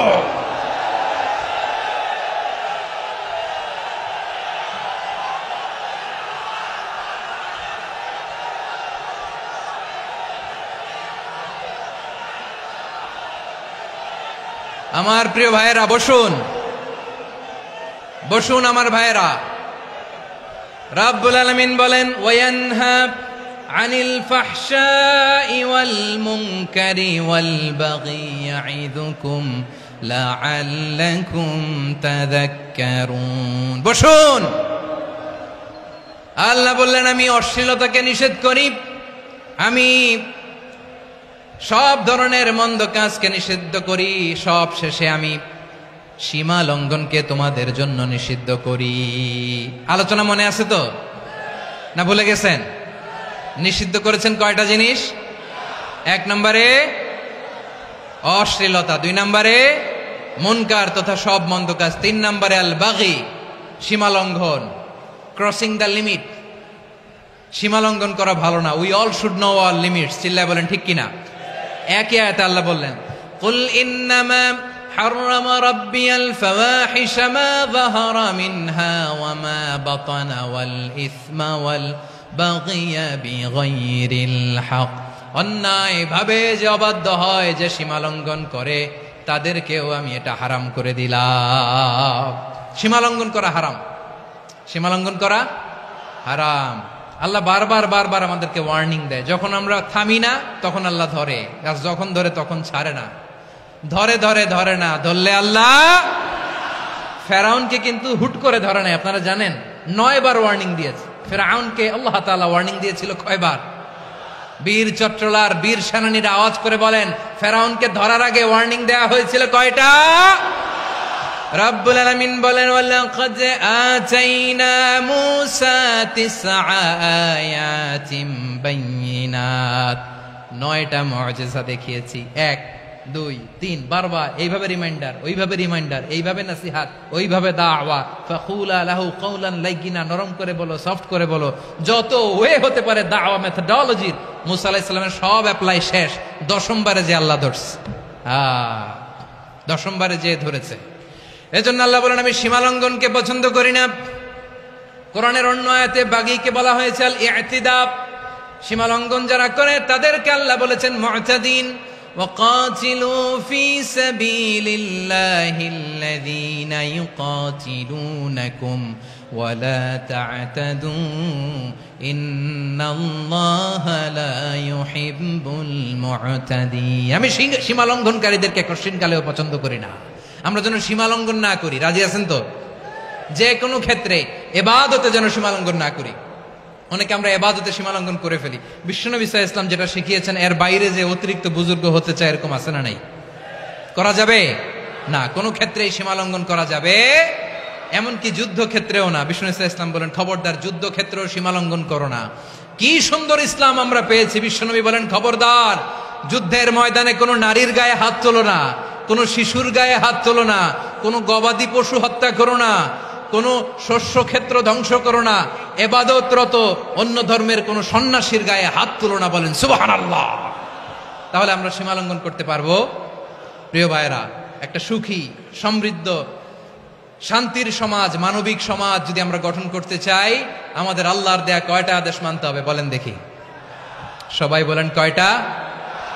আর বেঁচে থাকতে হবে কয়টা জিনিস থেকে? আওয়াজ করে বলেন কয়টা? আচ্ছা, আদেশ নাম্বার 1 কি ছিল বলেন? আল্লাহর আদেশ কি? 1 নাম্বার আদাল, ন্যায়পরায়ণতা। আমরা সুবিচার, সুশাসন, ন্যায় বিচার চাই কি চাই না? 2 নম্বরে কি ছিল? মাশাআল্লাহ, আওয়াজ করে বলেন 2 নম্বরে কি ছিল? ইহসান, আমরা যেন সবার প্রতি দয়া পরবশ হই, ইহসান করি। 3 নম্বরে কি ছিল? নিকটাত্মীয়দের দান করা, তাদের অধিকার প্রাপ্য বুঝিয়ে দেওয়া। পাশাপাশি 3টা জিনিস থেকে আল্লাহ বারণ করেছেন, নিষেধ করেছেন। তার প্রথমটা ফাহশা, অশ্লীলতা। অশ্লীলতার সাথে আমাদের কোনো সম্পর্ক। আজকের এই ঐতিহাসিক চট্টগ্রামের প্যারেড ময়দান থেকে আমরা যত ধরনের মা যাহারা মিনহা মা বাতান, প্রকাশ্য অপ্রকাশ্য, দৃশ্যমান অদৃশ্যমান, সব অশ্লীলতা থেকে নিজেদেরকে মুক্ত ঘোষণা করলাম। অশ্লীলতাকে আমরা না বলে দিলাম। আওয়াজ করে সবাই বলুন নো। অশ্লীলতার সাথে আমাদের কোনো সম্পর্ক। 2 নম্বর নিষেধাজ্ঞা কি ছিল? আল মুনকার, সমাজের যত মন্দ কাজ এগুলোকে আমরা প্রতিরোধ করব। রাজি আছেন তো সবাই? 3 নম্বরে আল বাগি, সীমালঙ্ঘন। কোন মুসলিম সীমালঙ্ঘন করে না, এমনকি যুদ্ধক্ষেত্রেও না। আওয়াজ করে বলেন ঠিক কিনা? রাব্বুল আলামিন শেষে বললেন ইয়াইদুকুম লাআল্লাকুম তাযাক্কারুন, আল্লাহ তোমাদেরকে উপদেশ দেন যাতে তোমরা শিক্ষা গ্রহণ করো। আমরা উপদেশ দিব, আমরা জোর করে কাউরে কিছু মানাতে চাই না। লা ইকরাহা ফিদ্দিন ওয়া যাক্কির ফাইন্না যিকরা তানফাউল মুমিনিন। উপদেশ দিলে এটা মুমিনদের কাজে দেয়। লাস্তা আলাইহিম বিমুসাইতির ইন্নামা আনতা মুযাক্কির। নবী হে, আপনি রিমাইন্ডার দাতা, আপনি উপদেশ দিবেন। আমরাও বিশ্বনবীর এই হাদিসগুলো থেকে, কোরআনের আয়াত থেকে রিমাইন্ডার, এই কথামালা, বাণী বাহক হিসেবে এই বাণীগুলো আপনাদের সাথে কাছে পৌঁছে দিলাম। আমরা আল্লাহ তাআলার কাছে প্রার্থনা করি, আল্লাহ আমরা যেন আদল দিয়ে আমাদের সমাজকে গঠন করতে পারি। আল্লাহ আমরা যেন ইহসান করতে পারি, আমরা যেন নিকটাত্মীয়দের দান করতে পারি। আল্লাহ যত ধরনের অশ্লীলতা, অনাচার, মন্দ কাজ, সীমালঙ্ঘন, অবাধ্যতা থেকে যেন আমরা বেঁচে থাকতে পারি। আল্লাহ তাআলা আমাদের সবাইকে কথাগুলো বোঝার ও আমল করার তৌফিক দান করুক।